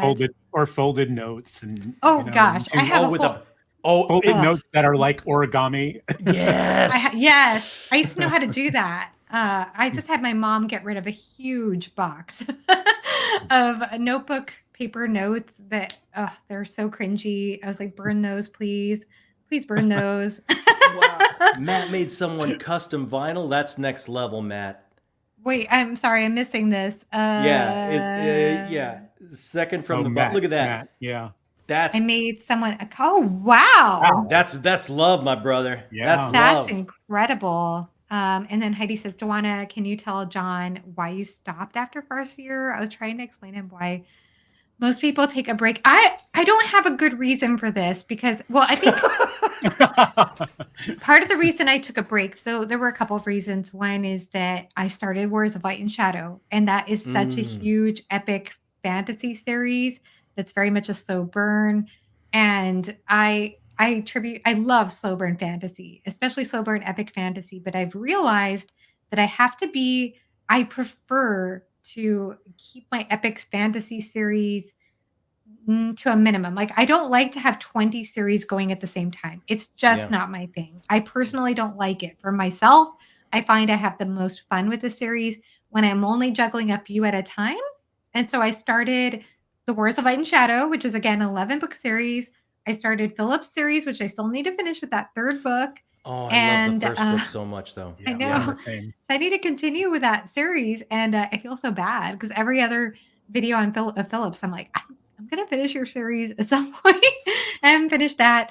I want to start Tori Tekken's series, The Bloodstones. I want to support Tori, so I've got to check that out. By the way, so I know both. Have you both read that book? By the way, I have. Yeah. I have it. I haven't read it. Chris read it. Yeah. Oh wow. Yeah, guys. Wow. She is a writer. I'm just like impressed with her quality. Oh, we love Tori, so I want to support her. I want to read. I've heard fantastic things about that book, so I really do. Joanna, don't feel bad because I answer. Every time in the comments on Philip's videos, I say the same thing. Oh yeah, I plan to continue finishing. Yeah, and I'm a slow reader too. I am a very slow reader, if you can't tell. So I have such a backlog. I mean, I still accept arcs, but I'm like, I tell them right away. It's like, it's going to be a while. I won't get to this like next week or anything like that. I feel bad about taking any more because I try and do one indie a month, right?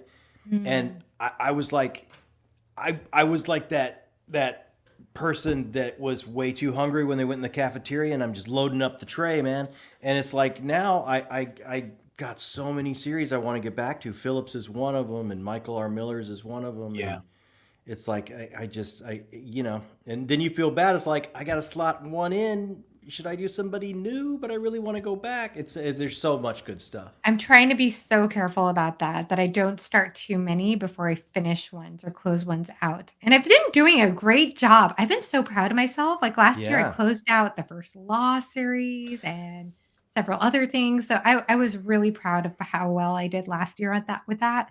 But I do. I think The Wars of Light and Shadow has been the biggest reason that I've been slowing down or slowed down. That's an investment for sure. That's a biggie. Yeah, it is a big investment. It is. And I would say that it's very different than Malazan in that I think that Jenny Wirtz's writing style is going to be biggest factor. Just like I was saying that Stephen Erickson's writing style is excellent. His style, I should say, is absolutely incredible. His Yeah. characterization, his every detail of the world, everything he does with theme, everything is amazing with his storytelling. But at the same time, I don't think his writing style is difficult to read.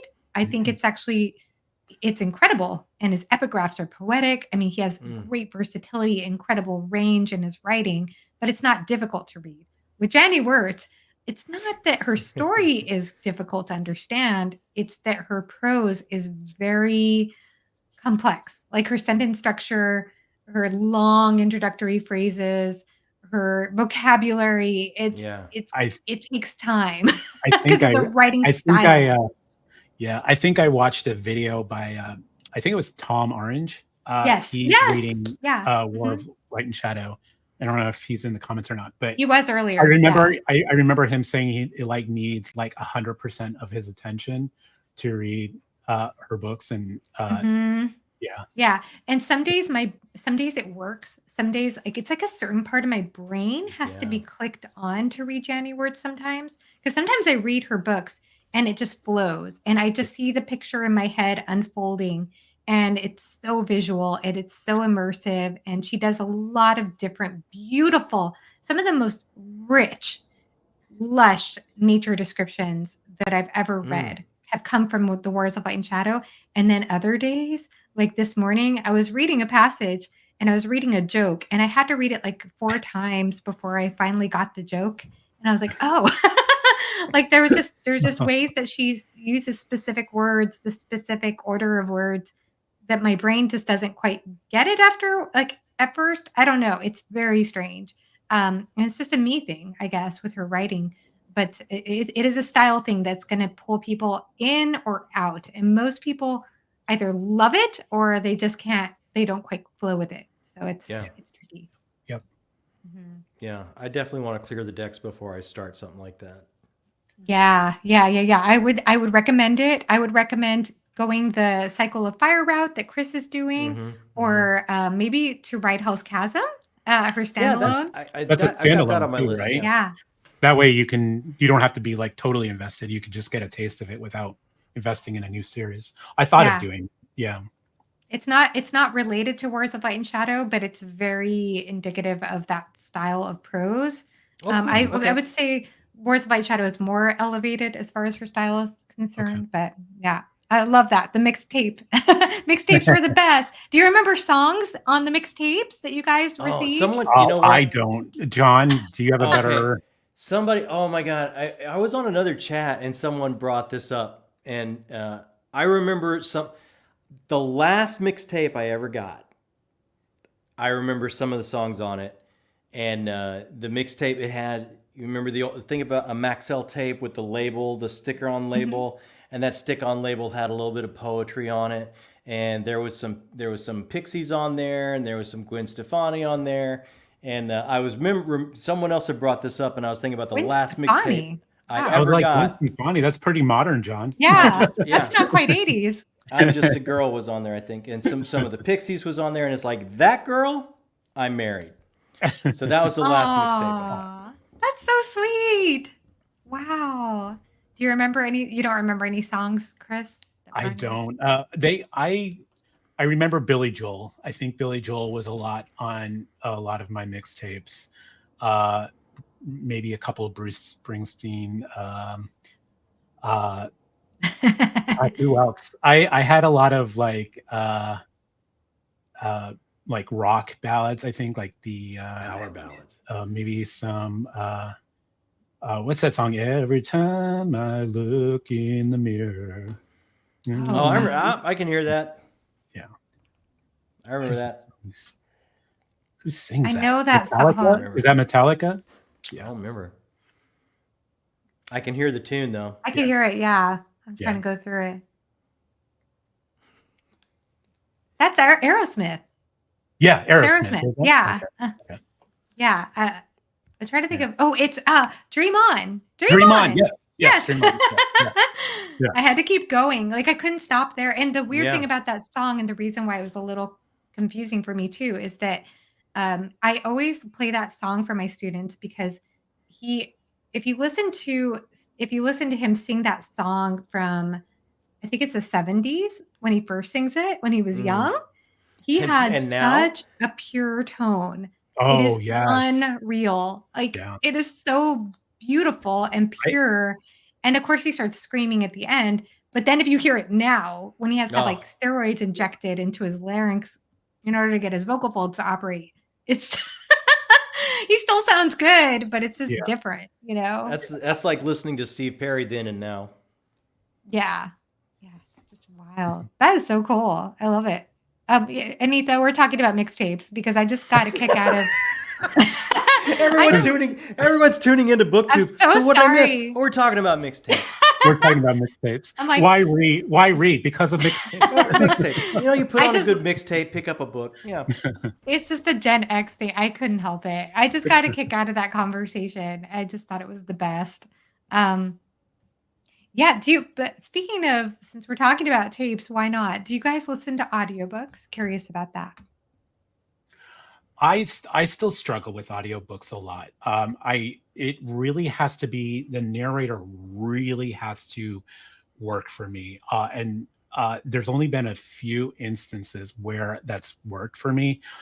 First is the First Law trilogy. I did that last year, late 2022 into 2023. I reread the First Law trilogy because I want to continue on with the rest of Joe Abercrombie this year. And I'm going to hit his standalones this year. And Stephen Pacey, I thought was just a fantastic narrator, Yeah. really immersive, really got me like listening. Like with audio, I could get sidetracked really easy, and then I don't know what's going on in the audio.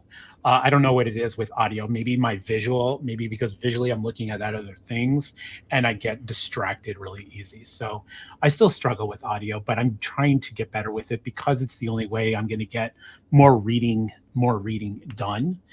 So like when I'm like working during the day, which is on the computer, um, I have that going on now because I'm work by myself, so I don't distract Yeah. anybody else. I think maybe even though I'm by myself, I think I need to put headphones on so Mhm. the sound is a little more close to my ears rather than more on the speaker level. That's a good Um, point. Mhm. yeah, but I'm getting better at it. But it's still something that I don't normally do. Yeah. Yeah. Yeah. What about you, John? Here's where I fall in with audio books. I get wrapped up in the narrator or the performer's character choices a lot of the times. So I'm listening to an interpretation. There's a middleman between me and the artist, I feel like. And I think this is just from, I've made so many character choices in my past, right? And it's like I'll be listening to something, and it's like, oh, I don't think I'd have done that with that line. I might have tried to just play it this way or something. It's like, wait a minute, what happened? Mm.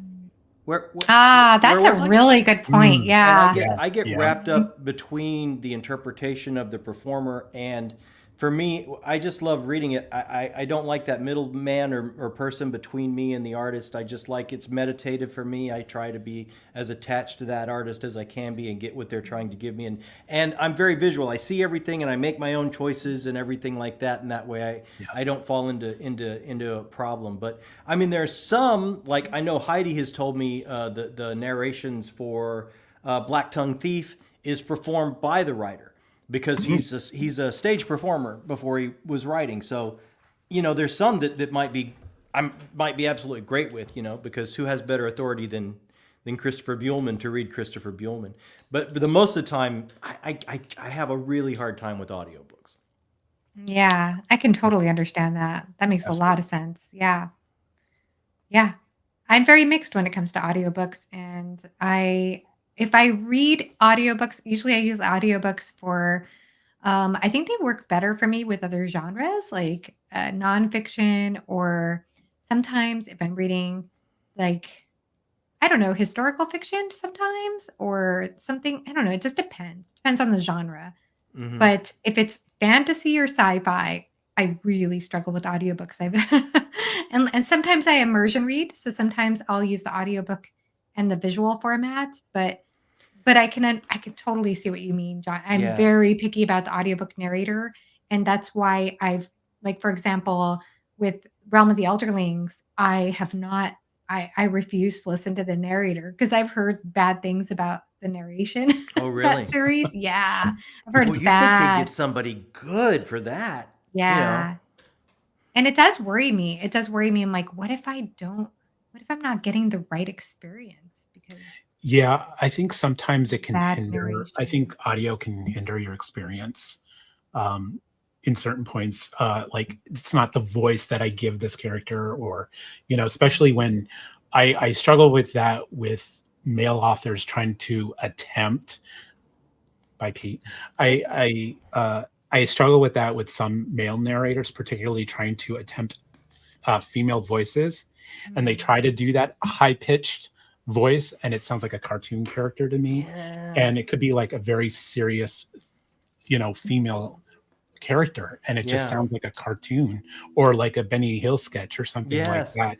Yeah. And it just, yeah, it just totally takes me away. It's like we're smart. I think we as readers are smart enough to know when the female character is speaking at the point. You can maybe soften your voice or something to emulate maybe a female voice, but I don't think you need to like pitch up your voice or anything Yeah. like that to like a Yeah. different octave. But at the And same time, there are some some writer sorry. authors do that. No, I was just going to Yeah. say some do that, and it just takes away my experience from the reading. Yeah. I think that was my first experience with an audiobook. The first time I ever experienced an audiobook, it was with Harry Potter. My sister was listening to the Harry Potter audiobooks when we were on a road trip together, and I had already read the books like several years before. So I was listening to the audiobook with her because she wanted it for her own entertainment. She hadn't read the books, and I was cringing because I was hearing this British man doing Hermione's voice, and it Oh just God. bothered me so much. I was like, "No, that's not how she sounds." Yeah. I couldn't stand it. And so I was very turned off of audiobooks for many years. I was very anti-audiobooks until the one audiobook that changed me though was Neil Gaiman narrating The Ocean at the End of the Lane. And of Okay. course, he's the author. Again, it's an author Yeah. situation, author narrating his own book. Yeah. Oh my goodness. I'll never forget it. At the time, I checked out the CD from the library because I didn't even understand about Libby or about any of these online or Audible or anything. And so I listened to it, of course, in my CD player. And so it took me forever because, of course, I listened to it one time speed. And I just, like, I wanted to drive all the time so I could just keep listening to the book. I loved it so much. Yeah. So good. I've seen Neil Gaiman live read. I would listen to him read the phone book. Yeah. I mean, Yeah. that that was just a magic evening to watch him on stage and listen to him read. So Yeah. when I remember when I was in grade school, right? And there would be that time of the day, okay, it's reading time. And the teacher would pull out a book and read. I loved that. Absolutely loved that. So I don't know what happened between then and now that I'm having a hard time enjoying it. I should Or probably put more thought into it. or here's an old school thing. John, did you get the records when you were a kid of like kids books, and you put the record on, and it was like you know, Oh, turn the page, and it came with a book and the it came record, with the and you yeah. listened to the record and you turned the page, and Did she I? would Let's tell you get to more turn the page. specific. The Disney ones, when Tinkerbell's bell would go and you turn the Yeah, page. I yeah. remember absolutely Oh yeah. 20,000 Leagues Under the Sea with the Yep. song, Got a whale of a tale to tell you, lad, a whale of a tale or two. Yeah, I was there Yep. over and over and over I again. love those. I used to get one every week with my allowance money, and I used to get one of those books with the record. And I remember that. Look at Joanna's face. We're talking about mixtapes again. Sorry. I'm just like, I'm fascinated. I want to check this out. I've never heard of these Yep. records before. Oh, book. Look, there would be a 45 and a book that went with it. Yeah. Yes. Yep. So But why do I not like what- audiobooks now? I should Then love they- them. Yeah. Reading Rainbow. Did you guys watch Reading? Is that too I think that was a little after my time. after your time? Okay. The guy who does, I always forget his name and I always feel so embarrassed. The guy who does Reading Rainbow, I don't know if he still does it. but LeVar he was- Burton. Thank LeVar you. I never remember his name, But he had a podcast for a while, and I don't know if he still does it, where he was narrating short stories, and he narrated a short story by Neil Gaiman called Chivalry, I think is the name of the short story, and I can't remember what collection. It was probably from Smoke and Mirrors, I think. It I think was it is. so good. It was Yeah. like such a phenomenal narration of that short story that it also turned me on to audio. So Neil Gaiman's books, they really work via audio. Maybe I'll Have try you That's good to American know. Gods That's good that to know way. when I Maybe started I'll has try thinking about anyone American Gods. Yeah. ever narrated Murder Mystery, another Neil Gaiman story? Like Oh, that would be amazing. it. That huh. would be amazing. I don't know. Have you read that? Has anyone read that? That's my like one of my favorite short stories of I've all never time. heard of it. No, I Okay. don't. Yeah. It's a Neil Gaiman short story. It might be in Smoke and Mirrors is also, and it's about in heaven, the Silver City, Celestial City, as the angels are figuring everything out to build the universe. Um, Passions get heated, and there's the first murder in time, and the investigation that follows, and everything like that. And it's just so good. Wow. Wow. That's cool. I'll have to check that out. Maybe there is something for that. Um, Oh, really?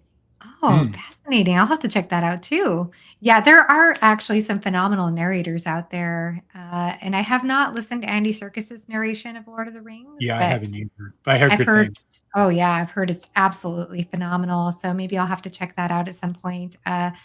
But yeah, especially with the Silmarillion, because I do need to get to that. And I do find immersion reading sometimes, if I'm reading with the audiobook and with the text, sometimes it can help my concentration a little bit. Yeah, And I've there, never but tried that. I am still picky about narrators and like I don't know, but some narrators are so good that they Mm, can make me forget that they're narrating from a different gender even. Like there are some Yeah. narrators that are that good. Like it yeah, just blows my mind. Like there's a certain immersion, I guess, that can latch on after a certain point. But I can also understand just wanting the visual experience. I enjoy that. Sometimes I'm like more a mood reader with like I just want to read with my eyes and just go into my own imaginary world. And yeah. I'm somebody who not only visualizes what I read, but I actually hear things I read and I Mm-hmm. smell Yep. things I Yeah. read. Yeah. I have a full sensory experience with it. It's Yeah, a it's in all five senses. It's the yeah, touch of the book. It's the your eyes. You're seeing the words. It's the smell. It's all there. Yeah, for yeah. sure. Yeah. Hello, Matt. Hey Matt, how was Dune? Oh yeah, I know the Dune experience was going on at the same time. I was so sad. I'm like, that's the did same you time as my did you read read. that, Joanna? Did you read Dune? I did. Yeah, I've read it Yeah. Oh, it. twice. I mean, it is Mhm. right visually on your bookshelf. I just realized Is that. well, and that was very kindly gifted to me from Sarah Reeds that and Oh, from that's Evie. nice. Wait, no, that was from Sarah. Sarah from Sarah Reeds.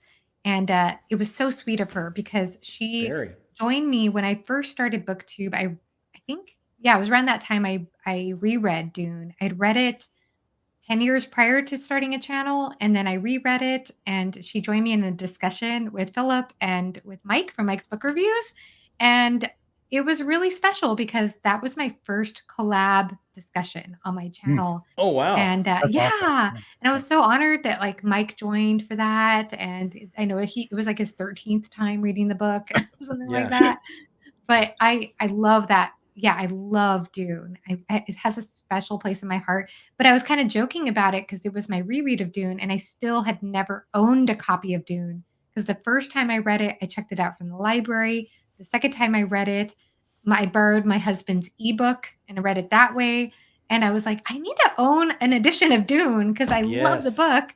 So that Yes. year, Sarah gifted me an edition, and then my sister gifted me an edition, and my husband gifted me an edition. Yeah, So that now I'm that yeah, edition is fantastic, and stunning. Yeah, it's like not even a. I mean, you could just get it at a bookstore. That's what's great about it. It's I just like love you can it. just pick it up Yeah. anywhere. Yeah, Yeah, and I love Dune Messiah, and I love Children of Dune. So those first 3 books, I have all 3 now, Yeah. and I yep, think they're I love Dune. I would consider it a favorite series for me, just yeah. even just based on those 3 books. Same. Yeah, same here. I think Dune was just uh, is definitely one of those introductions to science fantasy. I think it's Mhm. just like that nice blend of it's not like hardcore science, and it is still a lot of that fantastic elements to it. Children of Dune, I actually liked. I think more than regular Dune. I think I Oh, did like wow. Children of Dune, and Good. maybe even Dune Messiah more than the original Dune. Yeah, I did. still a big impact for sure on my science fiction journey. Yeah, Yeah. I didn't love it more than the original Dune. The original Dune is still my favorite, but I think that Dune Messiah and Children of Dune made me love the original Dune more because my biggest issue with Dune, the first Dune, is as much as I loved it, even the first time I read it, I remember thinking, I think this is my favorite book of all time. Like, that's how much I loved it. But I got to the end and I was like, I'm just not fully satisfied with the end. Like, I know it was originally written as a standalone, but I didn't feel a sense of closure with the story. Mhm. And, Dune Messiah and Children of Dune gave me that arc. It gave Yeah. me that satisfaction I Yeah. needed to complete that story for me. So I think it's fantastic. Have you read it, John? Oh yeah, it's one of my favorite sci-fi series of all time. Absolutely, I think all Yay. the way up through book 4. God Emperor even has a really good place in my heart. For me, the first time I read Dune, like I was just so entirely blown away of how prescient that book is of climate, Oh, yeah. Yeah. dwindling resources, Mhm. Yep. Hmm. and then the author stretches in the upcoming books so much of the original themes we see from the Greeks of, the Messiah wandering in the desert and gouging his eyes Yes. out, and there's so much of the Greek stuff, the Greek iconography in there that he factors into sci fantasy, and it's like, oh, this guy is he's operating on a different storyteller level. Yeah, no, from the very beginning, that's always been one of my top series.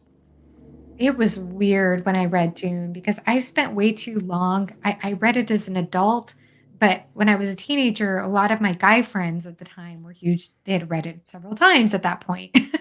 Yeah, And I was always intimidated by the book. I always thought it looked intimidating. It's a yeah. big book with big ideas. And I But was those ideas, right. it's always timely. That book is always timely. Yes. Yeah. Dwindling Yes. resources. What does Yes. that do? And on a societal level, how does that cause upheaval?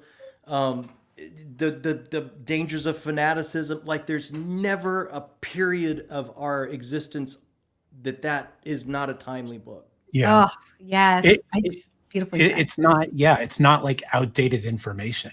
No. Yeah. It's Mhm. something you can.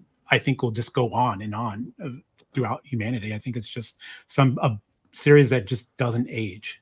Yeah. No, yeah, Yeah. and also the exploration on leadership as well, Yeah. Oh, and Mhm. yeah, it was so and powerful for me, like, I was so surprised because I felt like when I read it, even though I was an adult and reading it much later than my peers when I was younger, I felt like I opened a portal into this whole generation, like, before me, and I can't explain it any other way than that. It felt right. like I it just feels so deep. It feels Mhm. so Yeah. deeply embedded into what this genre is about and what I don't know, just something about the generation that I felt And the part of. juxtaposition of matriarchy versus patriarchy and Yes. and Yeah. power structures, Mhm. like there Hmm. again, Bene that's another Gesserit. one. It's just you start peeling layers, man. You don't run out. It's just Yes. That's So so well said. yeah, Yes. so ahead of its time, and then now it's just relevant throughout. prescient, Yeah. prescient. Yeah. I was tempted to reread it a third time. When I heard about that read along. I'm like, I just don't have time in my reading schedule at this point, You but know, I look at it, Joanna, too, and I'm just like, do I want to do another read of Dune, or do I want So to hit these good. books that I haven't read yet? yeah, So it's good. it's one of those books though too that feels like coming home to me, which is Mhm. what I think what I'm trying to get at with the generational part. Like when I read it, I was like, this is part of me. This is like part of my DNA without me even having to realize it. Like it was a similar feeling I had when I read The Lord of the Rings and The Mm, Hobbit when I was a teenager. Because there was something about it that I'm like, this is familiar to me. Even yeah. though I I don't know, there was something about it that felt timeless, that felt like this is part of my soul that I'm just discovering, you know? Like Primarily made up of story. You recognize it when it's there. So one of our D&D gaming friends, they had to go on a hiatus. So the rest of us were playing a lot of one-off tabletop games, and one of them started a Dune campaign.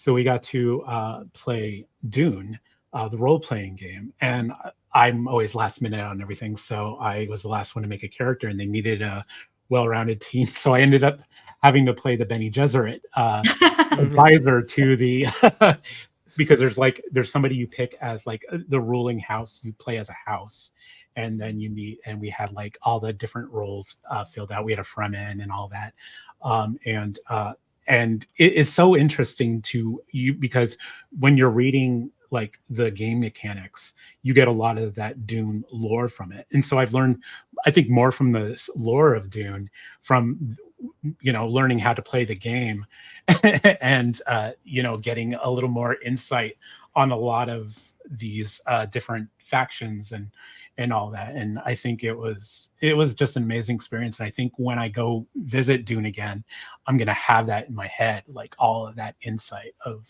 like those things. But it was a lot of fun too. That is cool. Yeah. Oh, yeah, the movie scared me, by the way, because I did watch the movie with my friends when I was in high school, and I thought it was so bad, and my Oh, friends at the time were saying, "Don't worry, the yeah. book is better. The book is better. The book is better." And I love Sting, by the way. I saw him in concert and thought he was Yeah. great. I think underrated was there was a TV version of it Oh, with yeah, I remember hearing about that. On the Mhm. yeah, Sci-Fi that was Network. actually I thought that was really well done, and they did eventually go on to do Doom Messiah and Children of Doom too, and that was the first time those two books got done as a like an adaptation, and I thought it was really well done. And um, I don't remember when it came out or honestly who's in it. I know Susan Sarandon's in it. I Mhm. think she plays uh, one of the sisters in Yeah.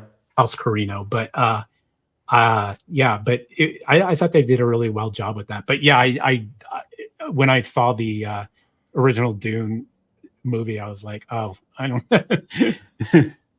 Lots of Dune love here. Goodness. Yeah. Who can't? Other than Britain, everyone loves Dune. Yeah. Oh, Britain doesn't love it? I missed that. No, no, Britain didn't Oh. dig it. That's too bad, but he did love My Dark Vanessa, and I'm so glad that I did watch your review, by the way, Britton, which I really appreciated what you were saying in that particular review because that's a really disturbing book and deals with a lot of heavy topics. Anyhow, yeah. But Dune has a very special place in my heart, and it did influence a lot of things. Yeah. Um, Somebody was mentioning R. Scott Baker. Yes, I that's haven't I haven't got to R. Scott I Baker. don't know. Oh, it's one of my favorites, but it comes with so many trigger warnings, content warnings. Oh, I yeah. I I'm read the sure. I've heard it's Okay, yeah, just as very long as you're dark. Yeah. aware. As long Yeah. as you're I aware. yeah, I have been forewarned. John, you have to be in the mood because I read the first one and I don't know if I was in the right mood, and I want to go back to R. Scott Baker, but and it's something that I should enjoy, but it didn't click on me with me right away. So I'll have to go back and Oh, I try it. loved it. I'm I gonna try loved again. it. I'm Yeah, gonna I try Yeah. loved again. it. Yeah. I don't think I was I've right. heard it's bleakety Oh, yes, yes. bleak. Oh, Yeah. yes. And I don't usually, that's something I've learned about myself recently. I know Anita Gata, who was in the chat earlier. She did a wonderful discussion on her channel last weekend about grimdark, and it's interesting because I think at one point in time I would have said I like grimdark, like Yeah. that's my thing. And I've learned over time I don't really want to pick up a book just because it's grimdark. Like that's not a selling point for me anymore. It's more about execution. It's more about purpose, and I felt like R. Scott Baker's The Prince of Nothing trilogy it just kind of like I don't want to compare it to Dune because it's apples and oranges, but there's purpose behind everything he does. Yeah. And I just appreciated the depth of theme he was going for, the metaphysical aspects of the series, and his writing has Right. some gravitas to it. My goodness, I Yeah. love his writing style. That's Incredible. that that's what I hear. I There definitely is want to some get to it. confidence there. Like he had some sentences. This is the best way I could describe it. Like he had some sentences that felt like quotable, in-depth, beautiful sentences. Oh, I love But that. the way that he put it into the phrasing of his and the flow of his writing, it felt like he wasn't trying to draw attention to it. You know what I mean? Mm. It's just Mhm. like I'm just going to carelessly throw this beautiful Hmm. sentence in this Yeah. phrase, and Yeah. There was a confidence to it that I just I don't have to was put lights around my brilliance. I'll be brilliant again. exactly, Give me totally, another yeah. 3 pages. I'll be brilliant again. I don't have to point this out. Yeah. Exactly. Yeah. Yeah, Yeah. and he would juxtapose that, like, these beautiful, gorgeous sentences with, like, this profanity at the same time. So you have, like, the beautiful and the profane and the vulgar. It all kind of work together in some kind of weird cohesion. So I enjoyed it quite a bit, but I also can totally understand why some people would not wanna visit a world that is so steeped in patriarchy, that is so brutal towards women, that, it's brutal towards men too, men, women, and children. Hmm. It's just unpleasant on so many Yeah. levels, but the questions that he explores and also the Dune influences are definitely there Really. for sure. Yes. For me, I find it interesting that it's like you can go that far, and that's almost free license to hold up that social mirror. Because I mean, it doesn't take. You don't have to look very far in our own world to see some bleak stuff. You know. Mhm. So I wonder if he's going that far just to hold up a mirror safely. That's Yeah. what It I think was he was doing. That's exactly what I think he was doing. And just kind of going back to Chris's answer for why read before, it's like we want to be pushed outside our comfort zones, but I, also do it in a safe way. And that is the beauty of doing a dark fantasy story. As long as you really think through what you're doing, who you're having a conversation with, why, I think that that was well done on his part for that yeah. reason. I don't even And think I'm the reader he had in mind. and the That thing is, like, series. maybe to recognize things to make our world a little bit better for going on that journey of, Yes, yeah. I mean, Yeah. that's hopefully something that's possible. absolutely, absolutely. I do find though, when it comes to some of those bleaker types of stories, the theme that I really enjoy exploring for whatever reason, and I think that this could even be seen to some extent in Dune, is the question of agency, the question of free will, the question of, how much agency do I have? How much Yeah. am I a puppet in a system? Or Mhm. Oh, that's it's one of those yeah, never-ending big questions, right? Like, right. is Yeah. my destiny written, or am I in control? What does my faith require of me? What does my world require of me? What does my family require of me? How much of my agency is left? What has been written in the patriarchy, if you're a female, before you're even born, of what's possible for you? It's like that's one of those big peek behind the curtain questions, right? That they will never tire of. Yeah. Yeah. Yeah, and I greatly appreciate those explorations, because, I mean, who knows? And I mean, ultimately, hopefully, it will invite us to have more compassion and more empathy too, and Yeah. not just be like, "Oh, that was edgy for," not that Right. there's anything wrong with enjoying some edge, Or but at Yeah. least yeah. understanding, like, if we can put Yeah. ourselves in another character's shoes and then realize, you know what, I have those questions for myself. Yeah. Even I'm not living that life, but I have those questions for myself. So Mhm. maybe walking around in my everyday life, I can have a bit more understanding for some others. Like, I think it's that's hopefully what art can do for us. Yeah. There's a positive to the bleakness of that, is the fact that we can look back and think, now we can maybe have a little more if we're having the compassion moments when we're reading this book of the brutality of women, and or in general to whoever, we can step outside, in the real world and say, oh, that man, that sucks, and it's like, and these things exist for people in real life, in places around the world, and we just need to, like, and now we have more of an awareness, which I like that fact that we brought up awareness of the real world in books like Baker's, for sure. Yeah. Yeah. But doesn't that give us a chance? I mean, Yeah. sometimes, absolutely, could we find places on our planet that are suffering from possibly levels of that type of bleakness? Yeah, we could, but Yeah. do we actively look?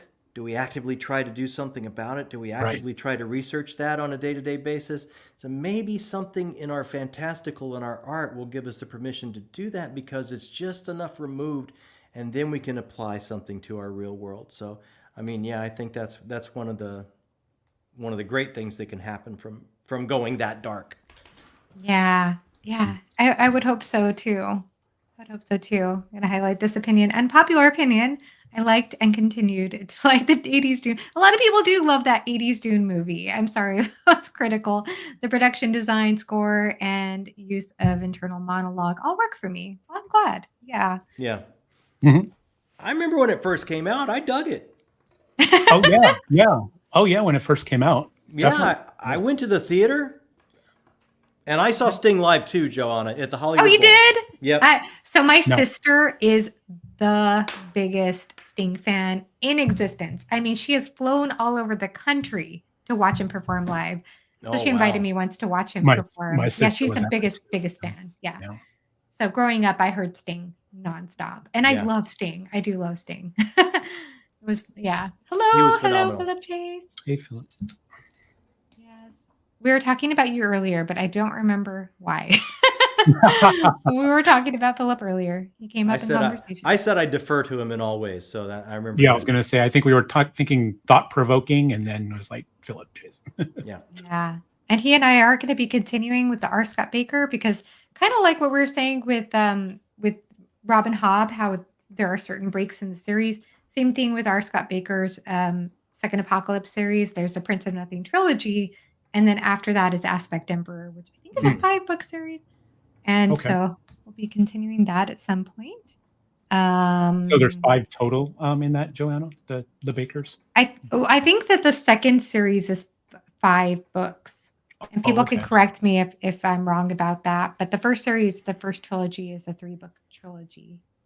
Yeah.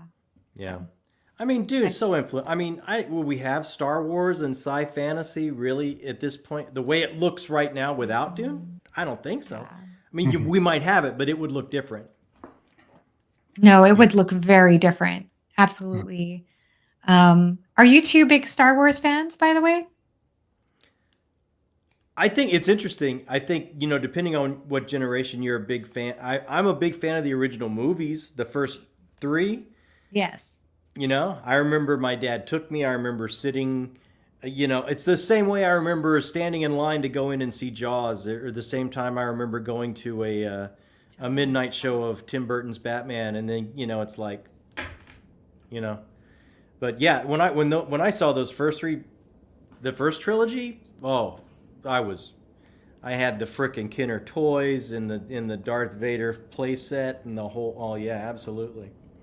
Wow. Yeah, pretty much the same. I was a little too young to see the original Star Wars in theaters, but I did see Empire Strikes Back in the theater. And Wow. of course, Return of the Jedi.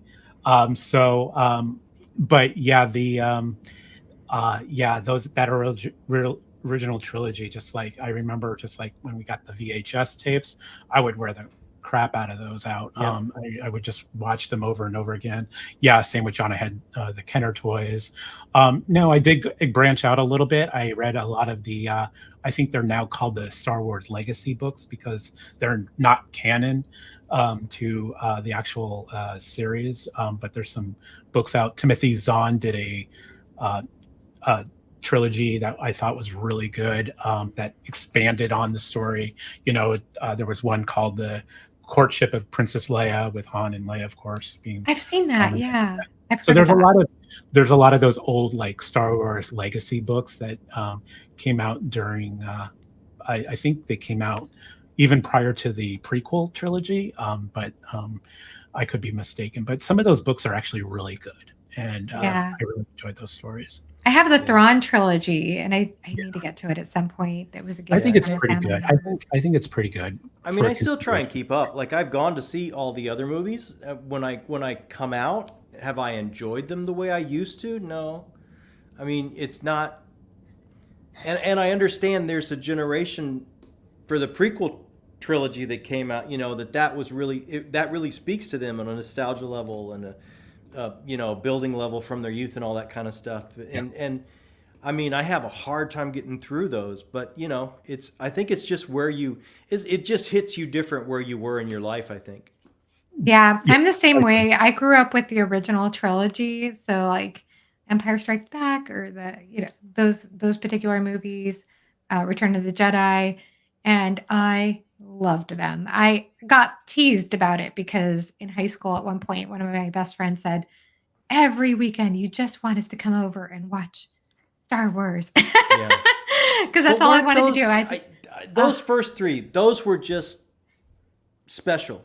they were For very Yeah. every, it's like special. it was a myth. Yes. He tapped into the mythology that we all have encoded in us, and all the, if you look at all the way down from, the design element all the way down to casting, like Harrison Ford, Scott.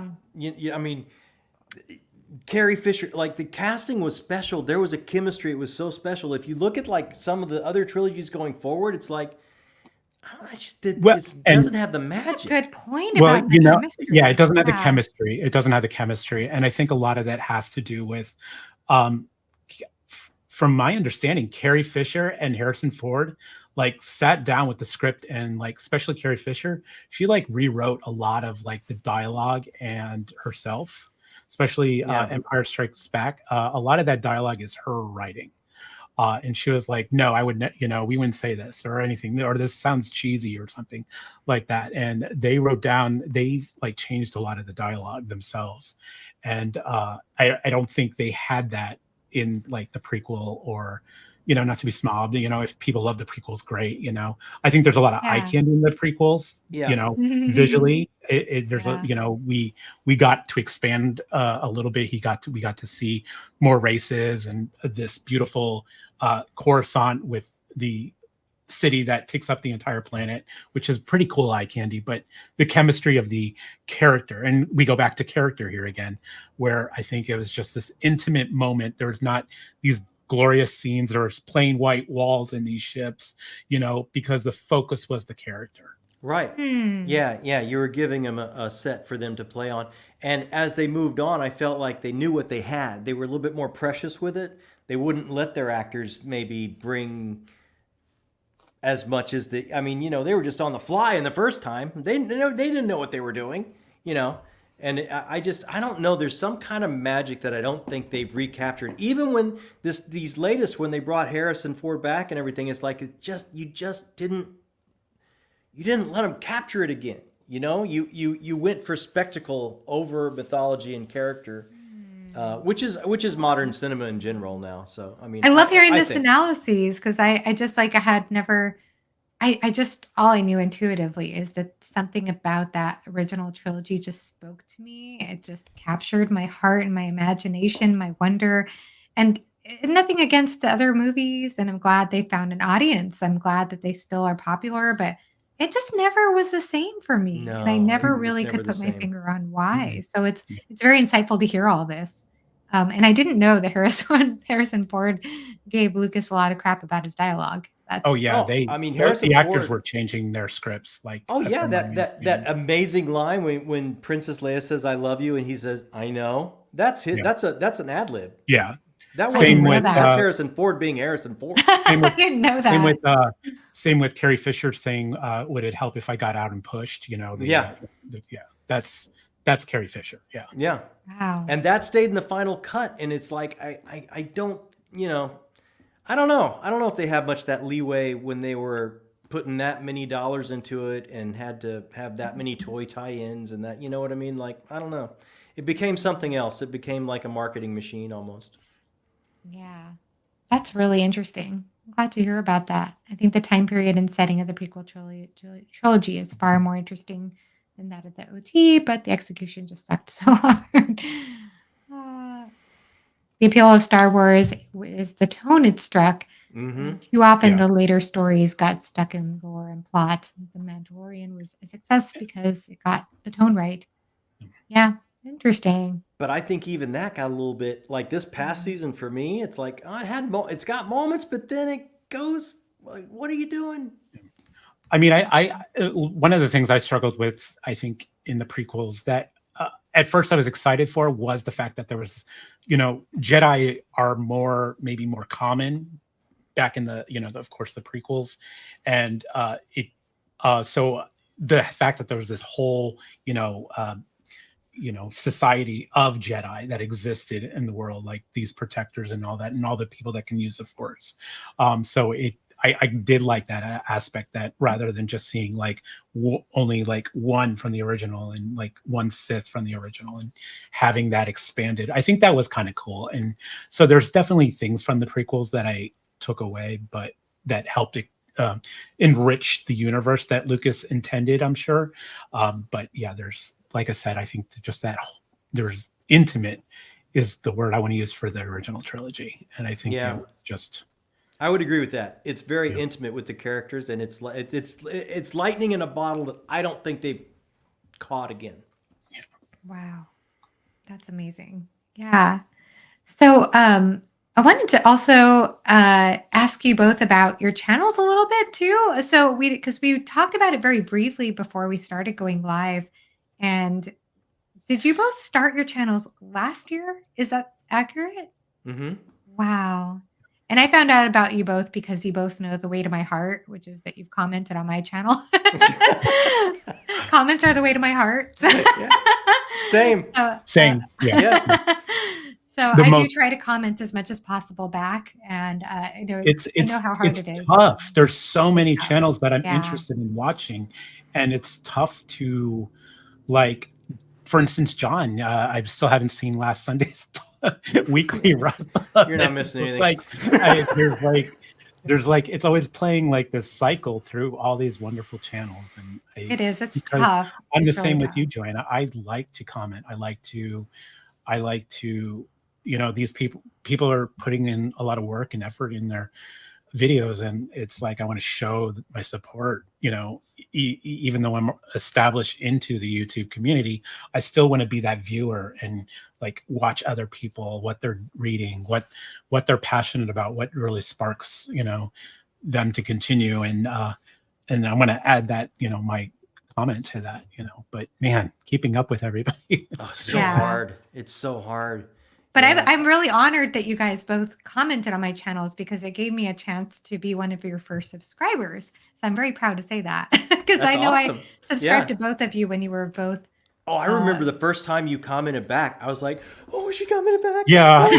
Yeah. It's Aw. yeah, absolutely. I think when you're new to something and you're like you're only watching somebody for like Yeah. a long time. And I remember like my first interaction with you and Jimmy and Alan and Philip and Murphy, and it's just like, wow, they're like paying attention to me, kind of thing. And it's just like, I Isn't think, it surreal? It's pretty yeah, it's like surreal they're when you real realize. people. Yeah. The amazing thing for me is like I kind of started this because I just wanted to talk to other people that love books like me, the kind of books I love. I just wanted to have people to talk to, and to have comments come back and forth and actually achieve that. Mhm. Like that is the most magic thing ever. Like it is absolutely amazing. It really is. It's so special. Yeah. I mean, I think it's just a feel that you're not alone, because Yeah. a lot of I can say a lot of my best friends and even my family members do not watch my channel because they're not heavy readers, and especially even fantasy or sci-fi. They're just not either in that genre, or they don't read that much at all. So to build that, oh wow, That's huge. Matt, are you serious? That's awesome. huge. Yeah. What? That is so cool. Oh my god. Oh, I'm so happy for you. Yeah. That is amazing. Yeah. Oh Matt, man. That's amazing. Well, that's like when Janny Wirtz hit me up on Twitter or something for something I said, and I was like, I was walking on air for like 3 days. Yeah. Oh. You gotta Janny is very active on Twitter, and Yeah. I got a like from her on something too, and I was like, whoa, Yeah. Mike Shackle too. He's another one that's really active. Yeah. Wow, that's so amazing. What an amazing day and age we live in, huh? It's That things like that can crazy. happen. It's crazy. You can read a book and be blown away, and it's like then to have contact with not only other people that love it like you, that you can talk back and forth to, and even go a step beyond what your experience was, because you can have discourse with other people, but then like to actually be able to touch base with the artist. It's like, that's crazy. That was nothing like that when we grew up. No, that was like a pipe dream back then. Yeah. Yeah, that's really special. And so, Yeah, I'm the same way, Chris. Like my mom does try to keep up with my channel sometimes, but she gets far behind. And then my husband doesn't really watch my channel very often. It's kind of a joke we have. Like sometimes I'll have him watch a video and he's gotten better about not yawning. So maybe I'm getting better at this. Oh my God. Because usually he yawns. Do you talk to him about books outside when you're I out? try not to. You try not. I try not to because this is not really his Because interest. I'm I just mean, wondering if it's like repeated information that like you have to it share could, with somebody. yeah. Yeah. I mean, it's just not his thing. It's just not his thing. Like he went with me to Orlando a few years ago when I got to go meet people. I got to go meet Steven Erickson and Oh Amy wow. Henneman and Philip Chase and Jimmy and Alan. I got to meet them all in person, Oh my and I God. felt That's so so. It was cool. so wonderful. It was so fun. But I felt bad for my husband because he was wonderful. He was a trooper and he enjoyed it. But at the same time, I could tell that just listening to people talk about fantasy books, it's just not that all exciting to him. But he does enjoy playing D&D, and he and I play video games together that are fantasy adjacent video games. There you And go. that's fun because it's like it's a lot of fun. Yeah. And he likes playing board games. Like we play fantasy board games like Gloomhaven and another one I can't remember the name of. Descent, I think is the name of it. Descent. So he likes fantasy culture, but and he enjoys reading some fantasy books like Le Guin and Robin Hobb, but he doesn't. This is not his passion, like as far as Yeah. reading and talking about books. I feel like it's a separate passion. Right. So Right. yeah, My but my yeah, wife go does ahead. not watch my channel either. Really? No. Oh wow. No. I get so jealous when I hear about people's spouses who watch their Yeah, channel. yeah. I'm lucky. My spouse does like science fiction and fantasy, so we'll sit down and we'll watch my video like on the morning it releases, and that. So I am lucky to have a spouse like that, and we enjoy Comic-Con conventions and all of that. Oh But wow. That is so cool. so yeah, Yeah. we were talking about Gen Con coming up this year, and we hope to go. And I also hear that possibly Andrew Wizard is going to be there, Oh, and cool. Tori might be Aw. there. So I hope to maybe meet these people in person. I'm an introvert, so I'm wondering how tongue-tied I will be in person with these people, but I'm sure, great. Where's Gen Con gonna be? It's in Indianapolis. Indianapolis. Okay. Yeah. Wow. That But sounds so fun. And I love Tori and Andrew. So I'm sure they'll be fun to hang out with in Oh yeah. person. I was very tongue tied when I met Steven Erickson in person because oh, Oh, I I bet. imagine. Yeah. Oh, it, I'd probably be well, the same. it's Yeah. so hard for me to explain the experience. But like I said, the year before, I had spent the majority of my year reading his series. So I was just, and I felt like I really did feel like I was in the cinema. Like I was Yeah. just, the feeling when you go to a movie and you get so immersed in the film and the emotions and everything. And then you step outside the dark theater and it's like, oh, it's light or oh, it's night. And you're kind of disoriented. That's Yeah. how I What felt happened? every time I came out of a Malazan book. So I went through a whole year of reading his series and feeling that book seep into my brain, seep into my like whole being. And so then when I met him in person, it was like, you're the magician behind like my brain and my experience and my life this last year.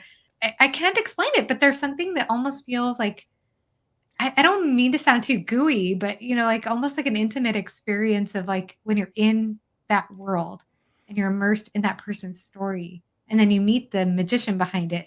There's Yeah. something I just can't quite put into words. So I Yeah. did get a bit tongue I, tied meeting I him. I was like that with I was like that when Emerald City Comic Con that's up here in Seattle.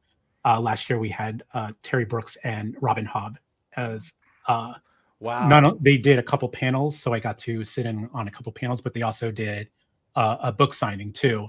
And I remember like I'm not a starstruck person. Like I remember I was like hurrying to get into line for Robin Hobb and the cow stalls that they have for getting in line with people. And I think I think we ran into Steven, who I forget his last name, but he's the actor from Arrow. And I'm like, Stephen didn't Amell. even like phase me in because I was like, I'm going to meet Robin Hobb, move out of my way, kind of thing. It's like- Wow. and and yeah, I was so tongue tied, and she's so personal. Oh, She's so really? personable, and she took her time with everybody, even though there's line. She didn't care. It wasn't like move, or like there wasn't like any kind of like PR person like stand 10 feet away from this person and like hand me the book and she'll like sign it.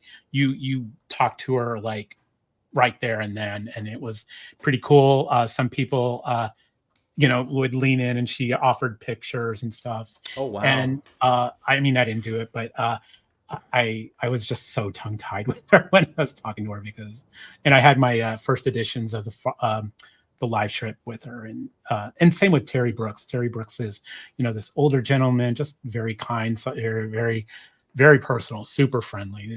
It's just amazing, and it's Oh, sad that I was just unable to form intelligent words. Oh, yeah. But that's wonderful though that you got to meet them in person. Wow, that's so cool. And you got to meet you met Bookborn and her husband, right? yeah, Is that Argyle? same thing.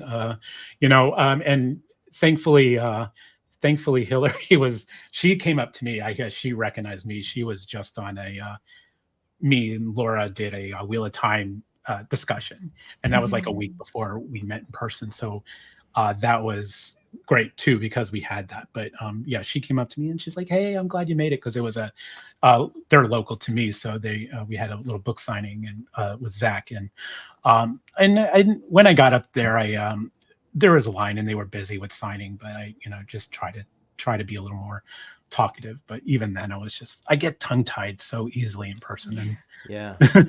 I think that's why I started BookTube, is to maybe break out of that introverted shell a little bit. Wow, really? Yeah. I used to be very extroverted, but yeah, now I get like conscious of what I'm saying. One, because I'm so dyslexic, half the time I can't.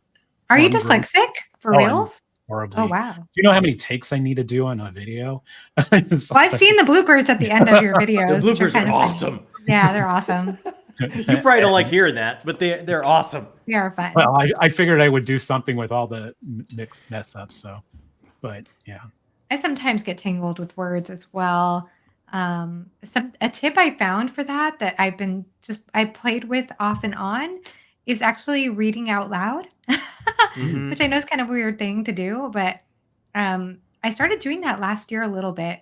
So with whatever book I was actually at the time, I remember I was reading A Dance with Dragons or A Feast for Crows. I was rereading A Song of Ice and Fire. And so I just I'd set the timer for 15 minutes, and whatever book I was reading, I just read out loud and just get into a flow and rhythm with speaking words out loud. And I don't know why, but I do feel like it helped my verbal fluency. I don't know if I'm imagining it. It absolutely will. It absolutely will. Yeah. No, that's every time every time I think of you in the Feast of Crows, now I think of your Cersei. Yes. We created a thank you thanks to Matt from Matt on Books. He created I love this. I don't know what he's referring to, but that's funny. Finding a partner that'll go to cons with him. Oh, cons. Got it. Yeah. He created a Cersei emoticon for our Fireside Discord. Oh, that's cool. Oh. So now it's an emoji in our Discord too. I know you have your elf one. That was yes, I have an elf one. I love our Discord. So that's too cool. Everyone join the Fireside Discord, please. I've got to do that. I yes, gotta get on there. You've got to join it. Philip Chase even joined it. He's not well, and I think Josh is heading up the discussion for our buddy read, and I just haven't done. Yeah, I absolutely have to do it. Yes, please join us there, and then you can spoiler gush about any. No, I'm not going to do that. You know what? I tell you, I met so many people in signings, and I haven't gotten tongue tied in signings because your time is so limited, right? You know. Yeah. But I can't imagine if I were to sit down with someone like Steven Erikson and actually like be expected to form cohesive thoughts, or you know what I mean, especially after his work has meant something like that to you. Like, what do you say? That's gotta be hard. He's so brilliant. He's so smart. I was very fortunate to be in a live discussion with him on Steve Talks Books' channel several months later, and then I got to formulate some actual questions. But yeah, he's so brilliant. I never get tired of hearing him talk about writing and talk about the process that he goes through. He's so good. He's so intelligent. I got it. Yeah. You guys are killing me. Oh, Steven sorry. Well, Steven Erickson is a big influence for my own writing, definitely. oh yeah, he's a great influence. I mean, I'm not a writer, but I just love hearing him talk about writing because I feel like I learned so much. Um, he did a he sometimes shows up on a Critical Dragons channel and they Mm, have conversations about writing. Their last discussion, they were talking about how I guess us booktubers conflate the words prose and style when they're not the same thing, the and same I thing. probably do Yeah. that. But okay. I And probably do that. Oh, well.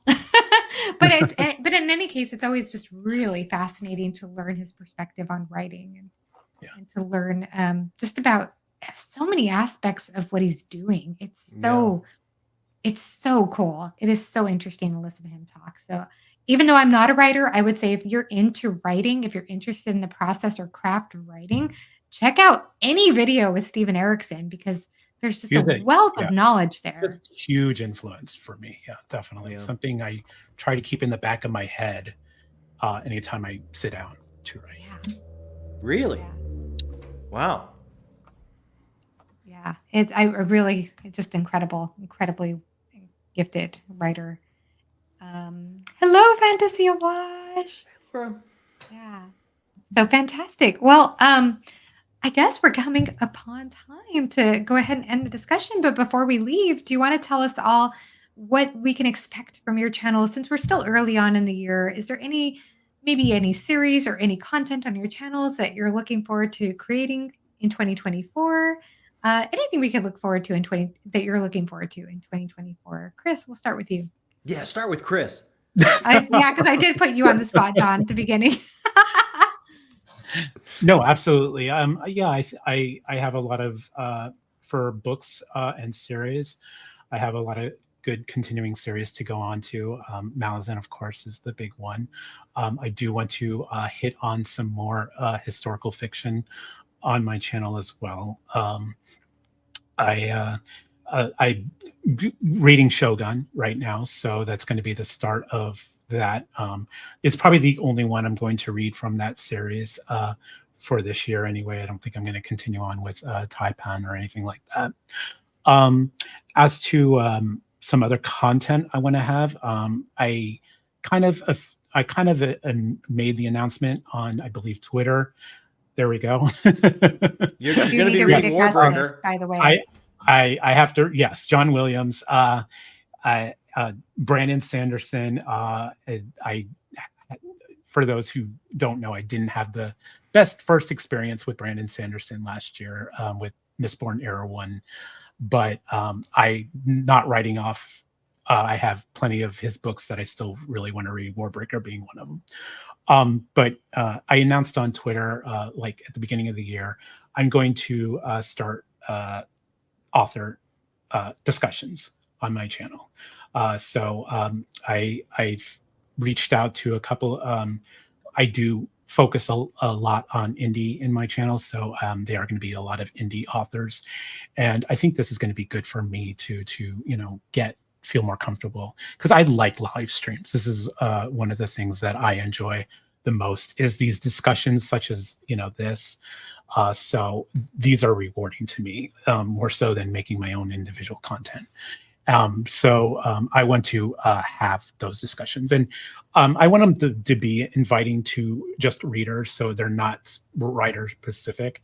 So I want people that just read books to feel welcome to those discussions too. So.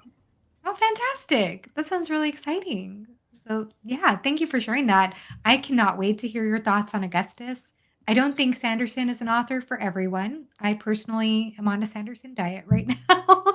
I might get to Starlight 5 because I'm still reading that. I read the first 4 books, but Augustus is so down your alley. I Oh, really would be curious to hear your thoughts. It's one of those reads where, how did I not read this yet? Yeah. Yeah. Yeah, absolutely. And what about you, John? Well, I don't have cool things like I'm going to read some cool books and talk to people. I want to. One thing I really do want. I'm working on. I haven't put it together quite yet. I do want to bring in some people to interview that are not authors but are storytellers. I kind of want to branch out in that way. And I've talked to a couple. We just haven't got it all lined up yet. But that's it. I hope that comes through. I'm very excited about that. I kind of want to start doing something. A little bit of thing like hijack somebody's TBR, like stake out a bookstore, and it's like, hey, if I buy your next book, will you come on the channel and tell me what you thought of it? Like something like that. Huh. I want to open up the channel to. I've had such a great time, like in comments, talking with everybody about the books we love. I kind of want to give a lot of the people that comment a place to send in their thoughts to get it out there on YouTube as well. With if they don't want to start their own channel, they have a forum like that. Just stuff like I got a few ideas. But just kind of, honestly, I'm just having the best time. I'm doing this with my kid. We're having a blast together, and I've met so many amazing people. I just, if it's just more of the same for me, I'm gonna come out a big winner. So, Wow, that sounds That's so awesome. fun. Yeah. That sounds fantastic. John, are you worried that your dynamic is going to change without your son being there? well, we're going through. Yes, I'm scared to death because he won't let me touch anything until just recently. But I am excited for him to go on with his life and move out and do that. He's been saving up and to do this for a long time. So I think what I'm thinking about is we're definitely thinking about, because when he goes, his laptop goes, and like, so okay, well, we're gonna we got to get a computer, we got to get everything set up to where I know how to do this and send it to him so he can edit it and get it together. He does not want to let go of the channel. He does not want to let go of what he does with the channel. So he's given me a little book that I have step-by-step instructions of how to turn things on and sit down and be a talking face hole and then send it to him. But don't touch editing, don't touch anything else. I'll do all that. So he still wants to do everything. Okay, all right. Shout out to John's son, who does Yeah. all the work on his channel. Yes, all the work. All the work. Except I for show John up and have a Talks. good You time. do read. You do read the I want to book. send. I do read the books. Yes. I want to send your son my thumbnails, and he can make them. I know. Maybe I can get some thumbnail advice from him because wow, I do love your thumbnails. By the way, Yeah, like It's all they are him. really I have nothing to do with it. Or I They love have like his a very thumbnails. pop out, very three-dimensional. Yeah, Mhm. he's been he's one of those, just a different generation. Like he became a certified Adobe technician when he was like a sophomore in high school. Like he's just always been quick with that stuff. So John, was that the name of your channel initially, Talking Facehole? man, what a missed opportunity. But then you decided to change it to Talking Story. Yeah. We consider Doofus That Reads. We went through a lot of different stuff. Doofus that reads. I do love the idea of though bringing other kinds of storytellers on your channel. By the Yeah, way, John, that's I a think really cool idea. I just love hearing about your theater background. Every time you talk about theater on your channel and how it's framing how you interpret like what Abercrombie's doing with this dialogue, or what different authors are doing. It just brings a whole other kind of layer or context to the story. And I have spoke to one of my actor friends, and if he could come on, it'd be amazing. I've talked to, and this guy has won every award you can win for cover artist, Hugo's, and I mean, think of an award he's won them all, and he's going to come on and tell us how he comes up with that image and all that kind of stuff. So I mean, I think I've got it close, but we just haven't nailed it down yet. So hopefully it works. Hopefully people are interested. I'm interested. That sounds cool to me. Yeah. Yeah, I think that sounds so fun. So I want to thank you guys so much for joining me this afternoon. I had a wonderful time. I hope you did too. It's just been such a pleasure to follow your channels, to hang out with you guys. You always bring us, both of you always bring a smile to my face. Like every time I watch your channels, so I want to share that. You just both are a ray of sunshine, and even with your dark backgrounds. And but I really do love these two channels, and I highly recommend, if you're not already subscribed, please hit that subscribe button. John, why don't you tell them that it feels good? Tell them it feels good to subscribe to my channel too, if you don't It mind. does. It does. I swear, it's so easy. It's a that, and it's over with, and it's like, that felt good. That feels right. It just feels right to do it. Take the microsecond, make it happen. It's like my favorite part of every video, John. Yeah. Yeah. I love it. I even played it for my husband the other day. I'm like, listen to how he talks about it. It feels so good. It's like one of those old, like, you get on there and it's like, just call in now. It's just an easy phone call. Just call It's in. only a penny for 12 albums. Yeah. It's only a penny for 12 albums. Well, see, for and you me, can cancel at any time. See, for me, because you were talking about the mixtapes, like my mind went to like 80s hair ballads, like, ooh, Yes. baby, it feels so good. So you heard it, everyone. John from Talking Story, he said it felt good to subscribe to my channel. Pour some sugar on it. Yeah. That is so. Like, did you see my Instagram story? Okay, good. I was like, which is very intentional. I didn't know if you saw that. Look, That's Joanna, really I got to tell you, I've looked forward to this all week. I adore your channel for so many reasons. You get into the emotionality and the philosophy, and you look at things like flow and so many things that I don't get from any other channel. And to be invited on this, I got to tell you, I was walking on air and I could not wait for this day all week long. Ah, thank Absolutely. you. Yeah. The same here. I was like, oh my God, wow. Talking Story. I thought, maybe, or why read? And I'm like, really? And I'm like, I think I was just so surprised. And I thought, wow, that's awesome that you wanted to hear our thoughts on this. Yes. And I think, like John said, I think you just touch on so many really thought-provoking topics that Yes. nobody really. I mean, we talk about we share our thoughts about books when we do our reviews, but you like kind of break away from that and like really like break down, like, talking about themes and how things affect us on an emotional level. And that's why we read. And I think, that's like a summary to why read, and I think you do it like in every one of your videos on why we read. Well, my heart is glowing right now. So thank you guys so much. That means so much to me. I have the greatest admiration for both of you, and just so honored to have you both on my channel. No, I'm like Chris. I thought I got the invite by mistake. I was like, did she mean to send this to AP or somebody smart? No, I was so excited to have you guys. So I thought, I'll be on Why Read 197 or something like that. Yeah, that's exactly. When she runs out of booktubers. After I pay my dues. Really just awesome. And thank you to everybody in the chat too, because I know you guys all enjoyed these two guests as much as I did.